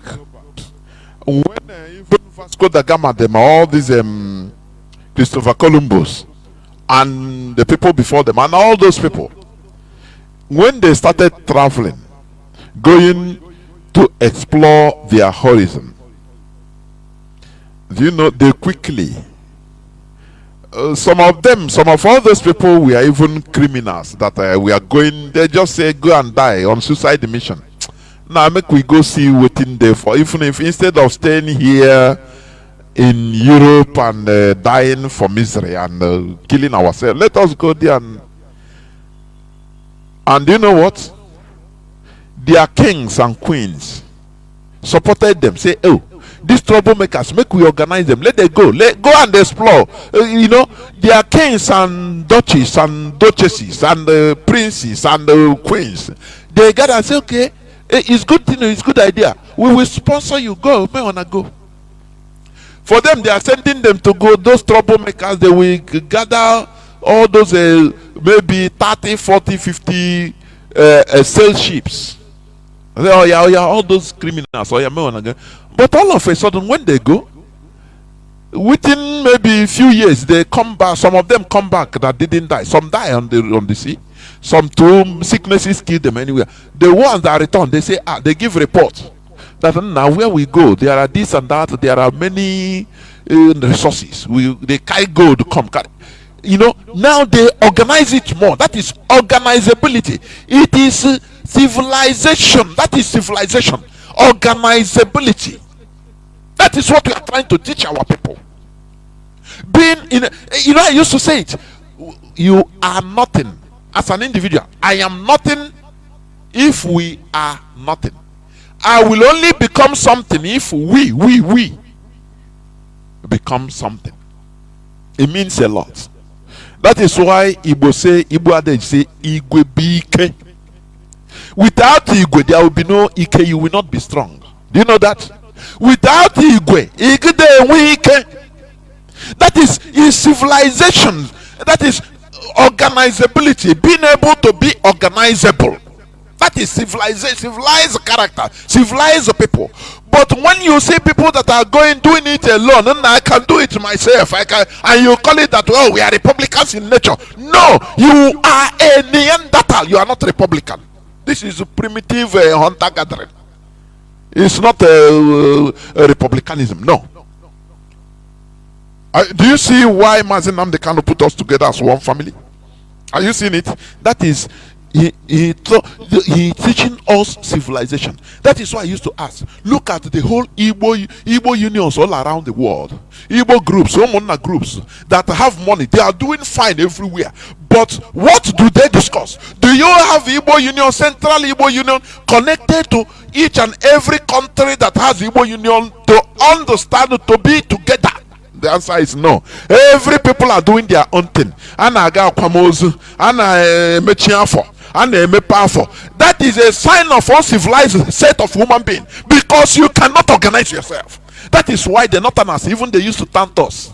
Do you remember Buhari? He said Igbo should go and organize themselves first. Are you not haunted with that word? He said, no, the Igbos, they are confused. Let them go organize themselves. Because they know that it is very difficult for Igbos to organize themselves. That is number one thing. Are you hearing me? That it is difficult for Igbos to organize themselves. Don't you know that it is an insult? It is an insult that we are uncivilized. Because when you are telling people, when people that are unable to be organized, they are not civilized. It doesn't matter how you individually you are, how you are rich individually. It doesn't make any difference, because you are nothing. Without Igwe, you are nothing. If you want to be, I don't know, you are one of Igbo. The only thing that can keep us, put us, bring out our value is what? When we are together. That is what IPOB is trying to teach us. Nothing more. Civilization, organizability. When we tell you, please support IPOB, support ESN, donate, so that we jointly face what is facing us.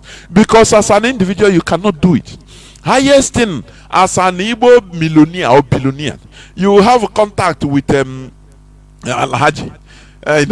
Anything you call him, he will give you military. Any day he say no, he lock his phone, you are gone. There's nothing. He withdraw the military guiding you, you are gone. But once you organize with your people, once we are together, no leakage. You are protected. I am protected. Do you see where the concussions? Do you see how they are more civilized? I used to give this example.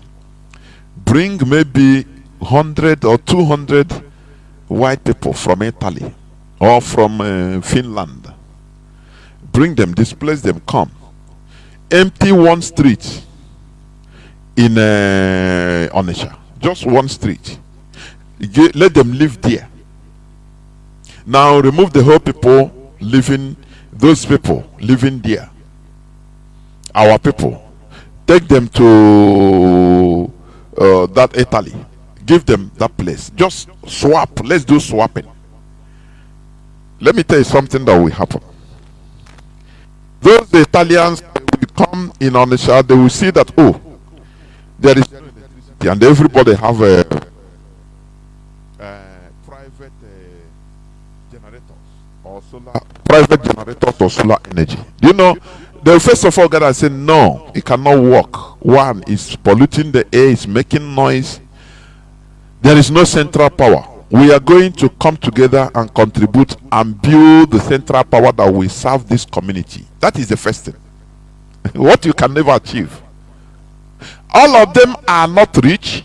Some are richer than others. Some are poor. but they will organize and contribute and put maybe one big solar panel that will be serving the whole community. Each person will be paying according to his usage. That is civilization. But to do it in give that idea in a community in our land. Hey, this one we say no. I beg me, I do my own thing. I don't want. Me, I have I don't care if I burn diesel for 247. I don't care. I have the money. I don't care. I beg more. I do nothing. I know the inside. That is primitive character. That is all your primitivity. Are you hearing me? You don't want to be in that cooperative, that cooperative or union where everybody will be comfortable according to his grade. You have light, I have light, everybody have light, and maybe I'm using only one lamp. You in my one room, I'm using only one lamp and fan. Now you have a mansion where you occupy everywhere, you are using everything under this, or in there you will have a swimming pool that also needs electricity you are consuming. So that you that class you don't want to bring. So no, do your thing. No, do my thing. I beg, I have money to do as I want. You cannot consider that group as a union, as a unity, as a cooperative, so that everybody will be using and everybody will be comfortable according to his or her grade. That is what is happening to Igbo Union.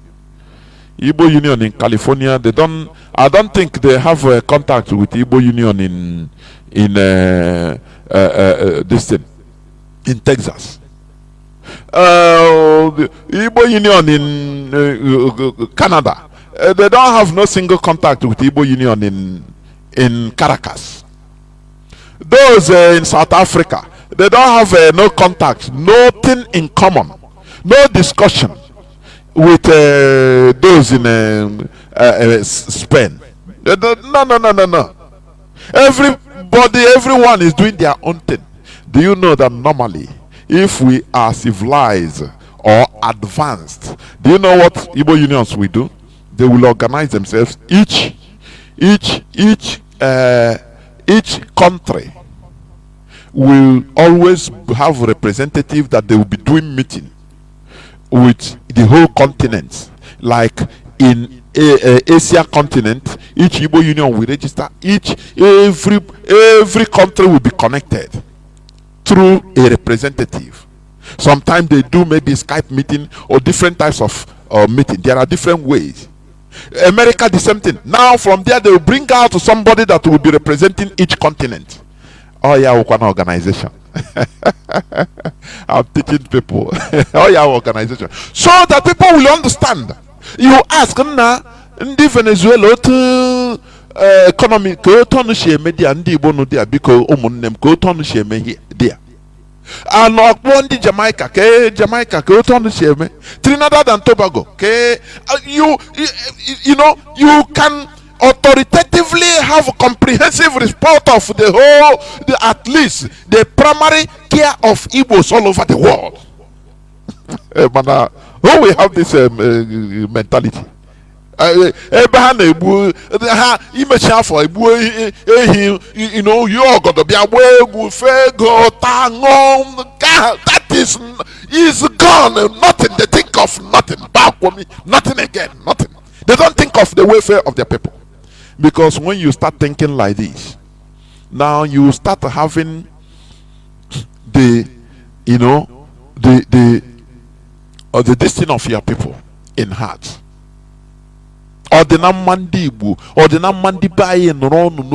Because when you hear reports like this, you hear reports from here, now you coordinate, and from there you even have a voice to confront our politicians in Nigeria.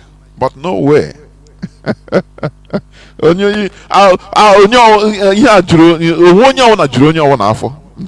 will organize you? But IPOB, we are different. That is why we are different. And that is why we are one family, coordinated, highly sophisticated. I say you must support ESN, whether you like it or not. I am not begging. Because if you don't support, now you know. Because the catastrophe is there waiting for us. It's there facing us. Mazi Nnamdi Kanu won the Igbo Congress. In 2015, 10 years back. What is happening today? He won them. He gave them the synopsis of what will take place today, what we are seeing today. And they will, how were sentiment? Who is this man? What passport do you have? Do you know? Are you? They dismiss it with a wave of hand. They officially replied, Mazi Nnamdi Kanu, that we are not going to support you in anything. Officially, they released a press statement to World Igbo Congress. Guess now we pity ourselves for him. A time will come, the Fulani have take off everywhere. I'm telling you. We must continue. So, before I open the lines, let me play this. Let me play this. This man. I have many things to say anyway, but let me limit it. I want to play the clip of this policeman he's an Igbo man from Abo. He touched him. Nigeria happened to him. He's a police officer. I saw him. I don't even pity him.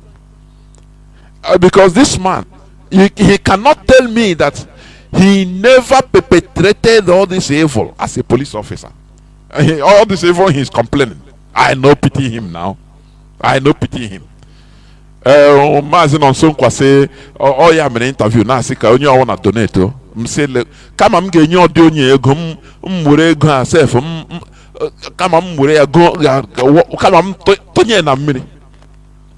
Because they will not understand until the thing happens to them. When they themselves, they will be perpetrating evil.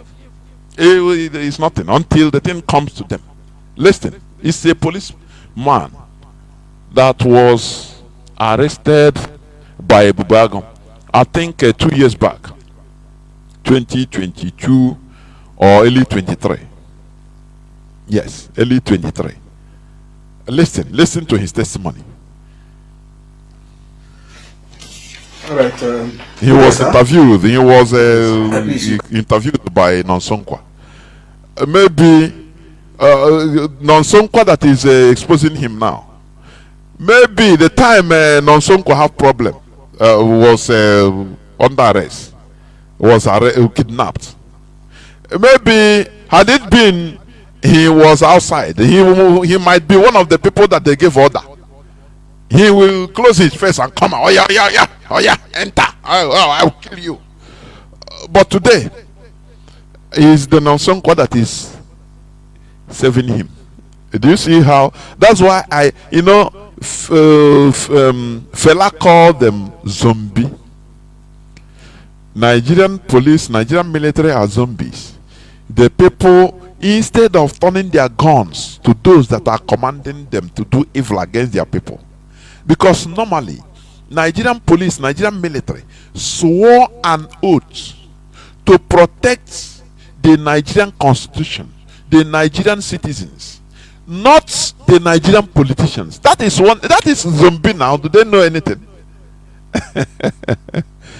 But the Nigerian politician will tell them, well, go and shoot people that are peacefully protesting, even like the Shiites, like in Hamufu, like in any other thing. They will go. Like this man talking rubbish now because it happened to him. Maybe he's one of the people they will give gun. Oh yeah, go and shoot them. He started going. Yeah, I'm obeying an order from above now. Because Nigerian police, Nigerian forces have been turned into protecting politicians. After all, the other day, a police orderly that was hired by a Chinese to protect a Chinese, the Chinese man gave him order to shoot a Nigerian immigration officer, and he did it. He cocked his gun back up. A monkey. He cocked a gun back up and shooting his own fellow citizen, even an officer. Because a order come from a Chinese. He's Oga. That is how low life they are. It's only in Nigeria you can see this. You can never see it in any other country in this whole world. You a foreigner, you tell a policeman to shoot your fellow citizen, and he did it. No. Listen. Project so that people can hear you. Good day. Good day, sir. All right. Please, can you tell us your name, sir? My name is Inspector Patrick. Inspector Patrick Omoyi. Okay. Please, what is your AP number? My AP number is 231793. Where were you posted as a police officer? My last posting was Omuma Police Station, Divisional Headquarters, Oru East in Ondo. All right. So you told us that in February 2023 you were arrested by Ebubago. Yes. At Uli in the Hiala LGA. Yes, sir. So briefly, why were you arrested? I was arrested on my way to see my family, my wife and 6 children, which are living back of opposite of the Megojuku University, back of that small market. I was just arrested on my way, not knowing that the men of Ebubago have received an attack by this very group, unknown government group, and left. They said after the incident, 10 minutes after the incident, I was to be the first person they saw passing on that street. I mean, I don't know. I did not see Okada. I decided to walk with my neck. So I used my neck to walk up to where the Ebubago people did. So when they stopped me, I was thinking that when they work with government, after telling them I'm a policeman, I'm an inspector, they asked where I work. I said I work in Oru East Division, Omuma. May I mention Omuma, Havuzumavu. So they found everybody working or coming out from there to be one of those people. I told them no, that I'm from Delta State, I'm from Abo beside me. That there is no Delta person that is involved in this problem. That I don't know if they have received an attack. I don't know anybody, that I'm just going alone to see my wife and children. That was how they deprived me from going. And what did they do? I was hard, I was buttered, I was handcuffed, chained, they flogged me with knives and iron. Ending of the day, did you tell them you were a police officer? You are a police officer. I tell them. Was there any identification on you to identify you as a police officer? Yes, I showed them something to identify me, which that thing was even damaged by them. Okay. Then finally they called Captain Hidris, that one of the Nigerian army, serving at that Aziz. So he came, he interviewed me, and later told them that I'm innocent, that I'm just a passerby, unfortunate victim of circumstance, that they should not touch me again, that if they break, they should carry me with their vehicle and take me to my house. If they see my wife and children, that they should let me go. But surprisingly for me, after those torture, they took me to the police station and handed over me to the police. And on the night I was detained, DPO came, they brought me out to interview him. I interviewed him. He asked me who's my DPO. I told him he's an SP, Sunday on Adikpo. It's an Yoruba man. So was Sunday Oladipo called by the DPO? Yes, he called him and he confirmed that yes, that you are working with him. Yes. That then after confirming that you are working with him, what did the DPO actually did? The DPO actually said that my DPO said that if I'm in Anambra State, that he's not aware. That means I left to Anambra. The distance between Omuma and Anambra is very close. The distance between Omuma and Undi is very, very close. Okay. So after that, what happened next? After that, the DPO ordered the IPO to neck chain me and took me back to cell. I spent extra 8 days. Then the case was then transferred to State CID Oka. What this man is saying as a police officer, if you bring him and say swear that you have not done this to people, are you think that he's going to swear? Okay, even if he say you have not done, but haven't you been complicit, or have you fought against this type of injustice? Do you see the reason why the white people are wise? Do you see? Anything they see as injustice happening to one person, everybody will rise up against it, say no. They don't want to wait until the thing touches them, because it might touch them. We must touch them. If they leave it, say no, it doesn't concern me. What effort has he made as a policeman in order to fight all this type of injustice, even in the police, against the people? You talking now because the police didn't save him. You know, we should understand what it means to build a system, a viable system that works for everybody. Do you see that? Injustice to one should be injustice to all. That is what IPOB have been preaching. Mazi Nnamdi Kanu started preaching this and giving example. He lived by example. In 2015-16, when he was in Kuje prison, he fought on behalf of Fulani Boko Haram suspects. Have you forgotten? Mazi Nnamdi Kanu didn't say no, these are the dreaded terrorists. He served them good, because that is the word, the mentality of average Onyishoji, a black person, a Nigerian in particular. They will say no, he served him good. An Igbo man, leave him, he served him good. And then they cause wahala. He will not go into the issue. What matters to him is the person suffering it. As long as he is the person he hates, is the tribe he hates. Oh, leave him, let them die. When he touches them, or when he reaches him, he will be shouting, he will be crying, complaining. That is the problem. But the issue is this: you might not live in order to complain. Many people, the problem will hit them and kill them. This person, this Ulusi that is talking now, because anything Nigerian police, I hate them. I hate them. Anything Nigerian force, I hate them with all my heart. This person that is talking now, he will be one of them. That Roger. He is one of them. Inside police, maybe ask him, haven't you perverted justice? Haven't you that is complaining now because he touches you? For you are invincible because you are covered by police. You don't know the system will turn against you. That is why to sanitize a system is the best. It's a duty for all and sundry, every citizen. You have to fight, even if, for example, even your enemy, if your enemy is suffering injustice from the system, you have to rise up for that your enemy. We are living by example now. Don't you see that? Don't you see how we are talking, what is happening, what happened in Edo? Don't you see that? Do you think that if let me ask this question again. Do you think that if these people were lynched in Owerri, for example, do you think that these Uromi people will be supporting us? No, let us tell ourselves the truth. But we don't care. What we say something that is logic. That is who we are.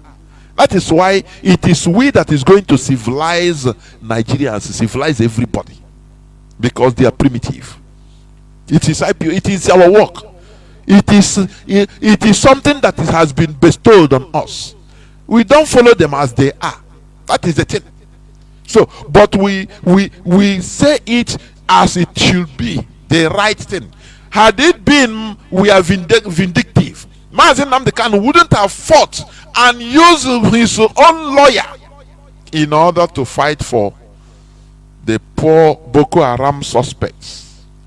He said something that time. Mazi Nnamdi Kanu said, I don't care whether they are Boko Haram or not, but let them pass through the rule of law. It takes a civilized mind in order to think like this. Are you hearing me? No. Even okay, you say they are Boko Haram. Why do you keep them 3 years incommunicado? Where is the law? Where is the Nigerian judiciary? Is that how it works? Why don't you put them to court? If you find them guilty, if the law says decapitate them, do that. If the law says sentence them to 5 years, do that. That is not a problem. But my problem is keeping them, hiding them incognito, telling their people that they are dead. Is Mazi Nnamdi Kanu reunified them with their parents, which you saw the video. That is civilized character, civilization, for your information. You don't, because they are killing people, you conclude they are Boko Haram, I beg, leave them and serve them good. Why should you come? What is the rule of law? Where is the rule of law then? Why then is a why this thing he suffered is what they used to mete out to people. Is what they used to, the injustice the system is giving to people. Even he was one of the people, one of the police officers, but they touched him. He came to now a civil activist, Nonsonkwa, who they arrested, his companion. Maybe had it been he's in that group, they will give him command and he will carry it out. Maybe he can even kill, they will tell him, kill him. But today he come to Nonsonkwa to save him. Do you see how the world is? That's why if according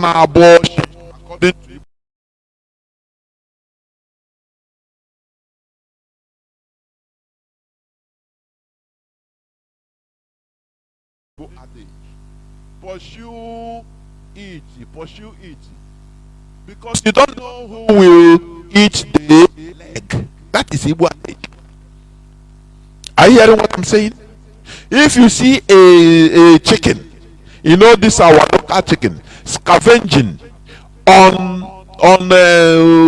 shit, pursue him off, because you don't know who will eat the leg tomorrow. That is the normal policy. But for Ndishoji, they don't know it. For Nigerians, they don't know it. When the rendition Mazi the Kano, they say, no, serve him right. He's the IPOB now. He's Biafra, talking Biafra. But they ask you, why do you have to, sideline the law? Why do you have to now, go above the law in order to commit crime to bring somebody? Because you hate him. Why? Nigerians say, Yoruba, no, leave him. No, I beg. This one say, no, leave him. He serve him good. But Nigeria committed illegality. Do you see the problem of black people? Black people. It will take time before black people will civilize. Before God and man. When I talk about civilization, forget about, it's not building skyscraper. It's not civilization is not building skyscraper. You go to Abuja, streets of Abuja, it's skyscraper. No. You go to Lagos or you go to Onisha. No. It's not a civilization. No. Civilization is in the head. All she's in the head. When you see even your enemy, the person you perceive as your enemy, being, subjugated. When you see him being tortured against the ordinance of the law, you stand for him. You say, no, you shouldn't be. Don't do him like this. You shouldn't be. As police officer, they give you order to go. You say, no, God, no. I resign. Instead of me to do this, I resign honorably. That is how civilized people behave. But the orangutan, once they say, before you know, they bring money, give you. You do. He is now complaining. Do I pity him? I said no. Personally, I don't know. Maybe you might pity him. I don't know him.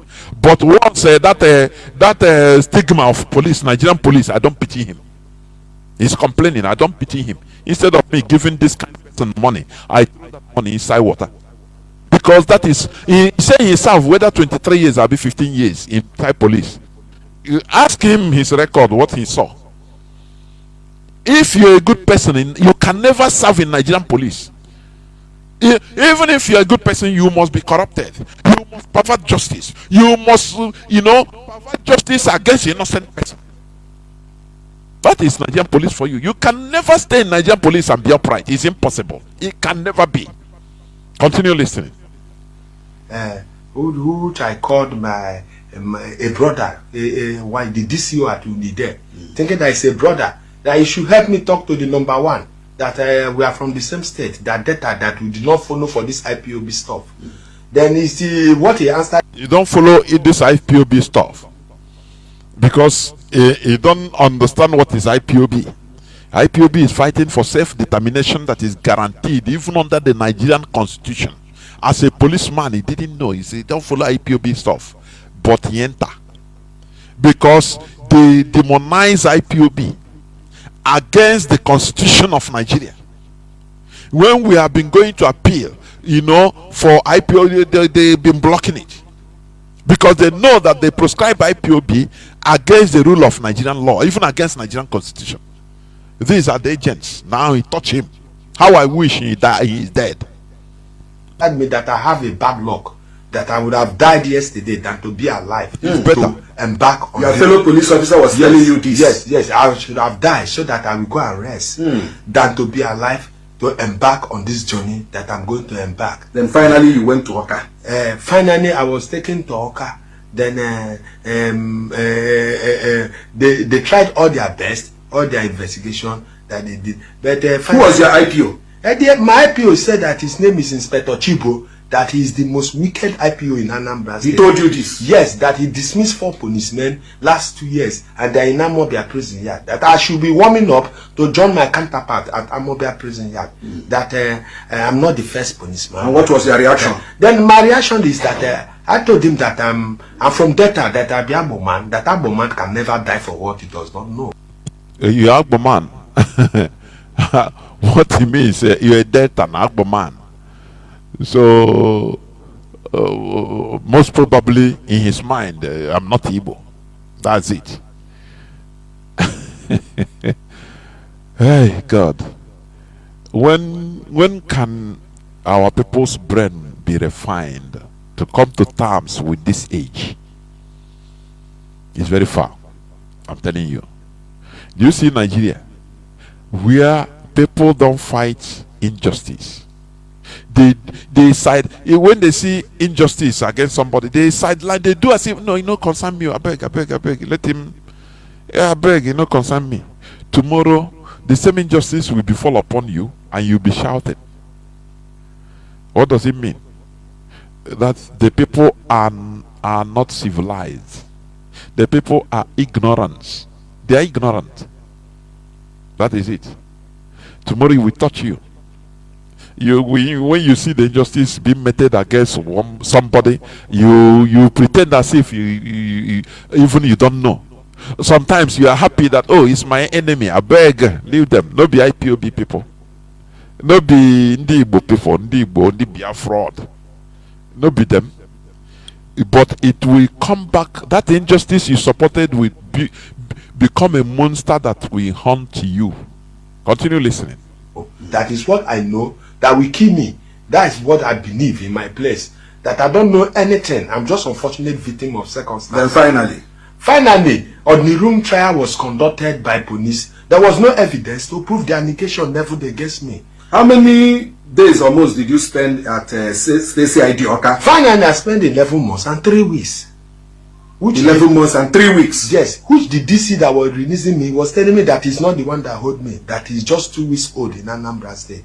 That, but he have seen my case file and see that I committed nothing. That he said that I deserve not to be in the cell. And even I have been discharged, and after the discharging, I was still kept for extra 42 days in the cell. Why? Why were you kept for extra 42 days in the cell? I don't know. The AC said that... You don't know because Nigerian government, they don't obey court judgment. When it happened to Mazi Nnamdi Kanu, no be him the fight for Biafra. It's good, let him be there. Waiting concern me. Court to release him. They said no. Now it happened to you. And as you are hearing my voice as a Nigerian, as you don't rise up, it will happen to you one day. Court will say something and the Nigerian police will return you. Ordinary arms of the government, just even arm of the law, of the court even. It's just simple, tiny. Nigerian police, normally the police is, their job is arrest this person, bring him to me, finish. Your hand is off. Finish. Now the person will be prosecuted. If he commits a crime, if it's proven, he go to jail. The police doesn't know again. But Nigerian even himself, I think he was inside police jail, inside police cell. In Nigeria is a place, is a no country. You see, Nigeria is a no country. Somebody will be in cell, police cell, for 1 month, 2 months, 1 year, more than. Hey, Chineke, I don't know. Taishi Batakwana, this one chance. Amarom here Britain create here beacon. Whereas under Nigerian law, you for maximum 48 hours. The law says 48 hours. The person must be charged to court, either released, bailed, or remanded in prison. But they don't do it. Who cares for rule of law in Nigeria? Why are you crying? Because you're a police officer. We are perpetrating this type of injustice to others. Nigerians don't even know that you don't need to stay in police custody for more than 48 hours. Highest, if it is extended another 24 hours, 3 days maximum, you will either be released on bail. You should either be released on bail, number one, or released automatically, or you'll be remanded in prison. Because that police cell is for temporal. It's not for, you don't need to from police cell go to court and come back. No. Nigerians don't know that now. Oh, Chinekele. I say Nigeria is a no country. There is no law and no order, no law. Nobody knows what is law or rule of law. Everything jaga Idris, he say everything jaga, nothing is working. You go to police cells, you see people that have been there more than 1 year, 2 years in police cell custody. If Nigeria comes, I say, sorry, if Biafra is restored, there are things you will see that will be revealed. People will want to even go on suicide mission. I'm telling you honestly, Nigeria is a no country. It is the right of every citizen. It doesn't matter whatever you commit. You don't need to stay in police custody up to more than 3-4 days, highest. Either you is the law said it, you must be released, number one. If the police find out that, oh, they made mistake, or you have no question to answer, they release you. Or you say, okay, you have to answer question, but you go on bail. Now from outside you go to court. That is number two. Or okay, if there is a more investigation to be done, now you should be taken to the prosecutor first. From there, the prosecutor will pronounce and write, okay, be remanded. That is through the court. Now the court, your file will be there. Will be remanded to the prison. Prison is different from police cell. Police cell is temporal. Now prison is where you can stay. Now you can say, it depends on the crime or the allegation. You will be going to court until you are either freed or found guilty. Now you continue serving until you finish, you go your way.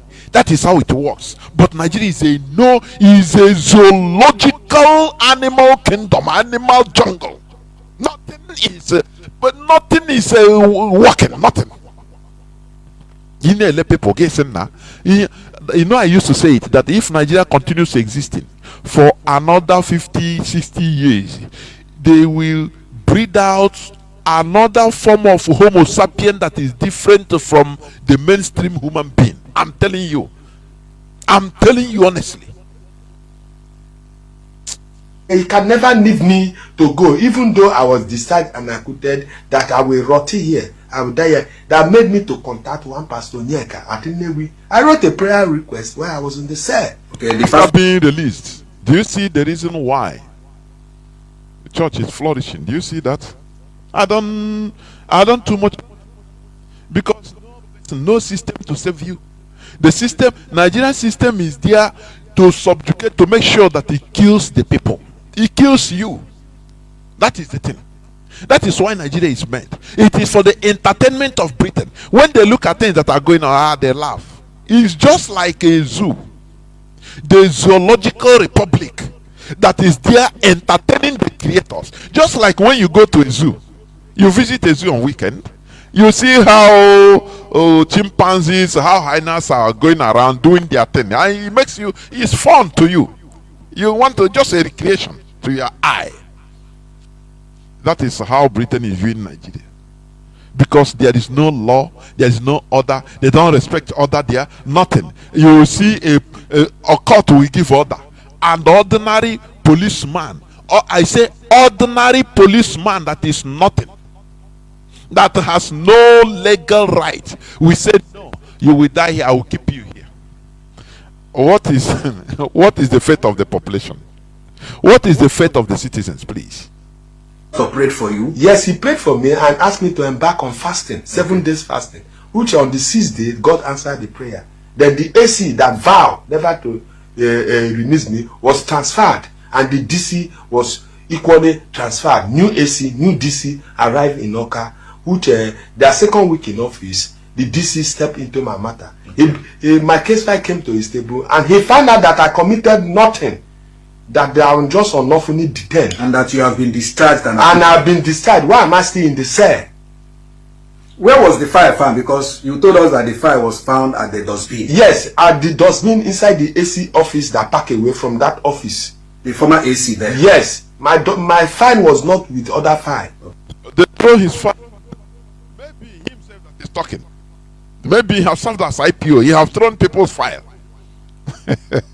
I say I don't pity. I say, you see, as a Nigerian police military, I look at you as that is. I don't pity you, in short. Anything that happens to you, because you target innocent, harmless people, because you have power, you have gun, and you target them, you subjugate them, you dehumanize them, and when it comes to you, you start crying. Okay. Because he vowed that I will rot.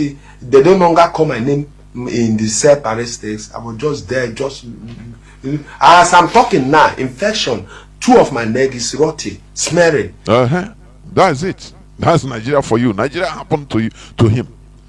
Nigeria happened to him, and he's lucky he never died. Our brother, which they are the same police arrested under order, they receive order from above. Somebody that is a civil rights activist, they arrested him, even in a commando style. Maybe they will, if not for shouting people's outrage, they should have killed him. People like him are giving order. Go do this. Can this man swear that he have not perverted justice of innocent people?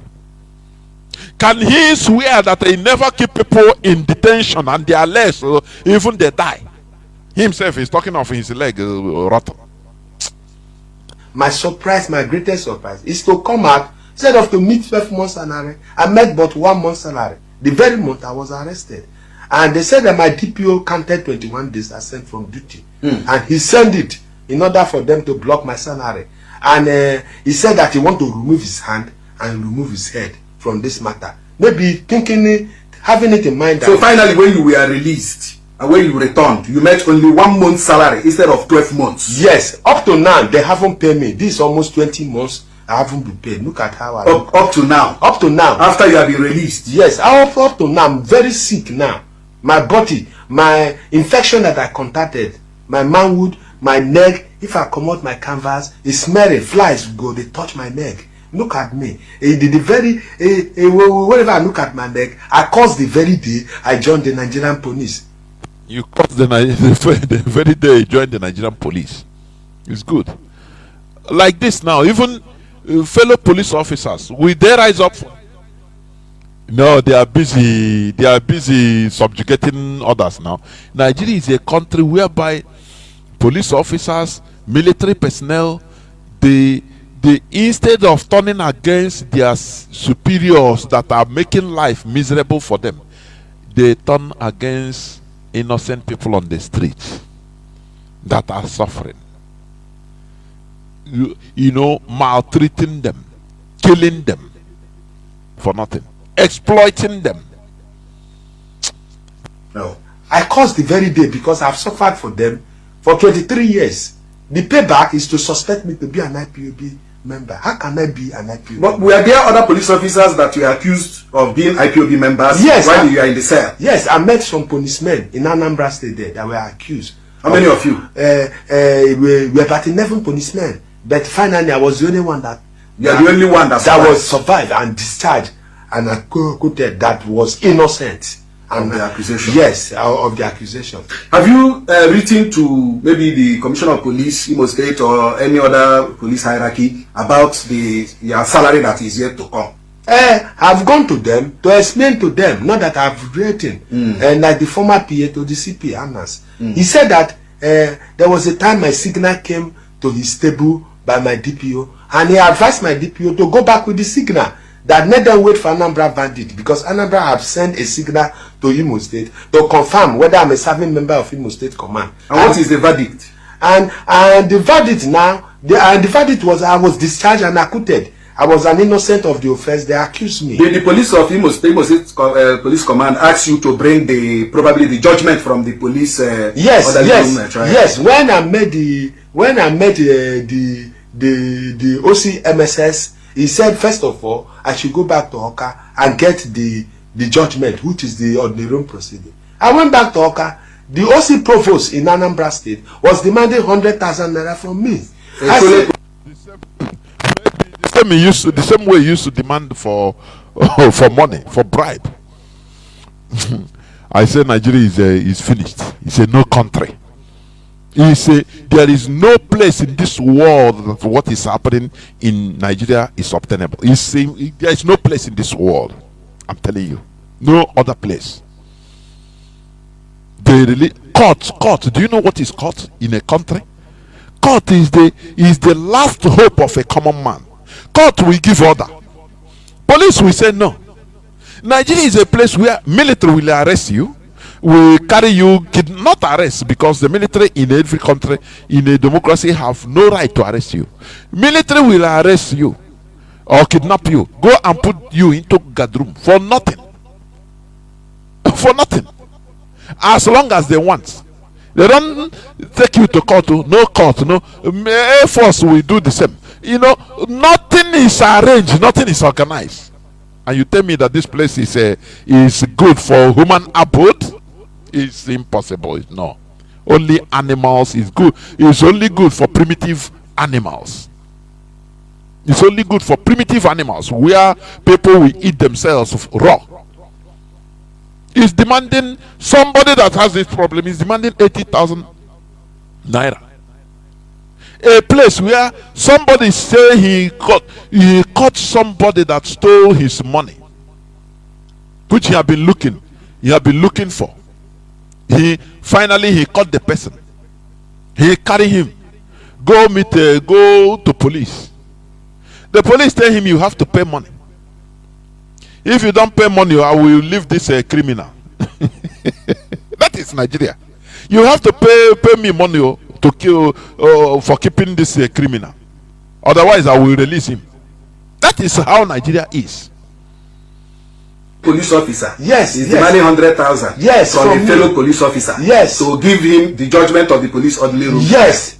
After unlawful detention, they detained me. He was demanding 100,000 naira. Say finally there is 80,000 naira. I told him that I have 700 naira left with me here. I'm even thinking how I can go back to Owerri.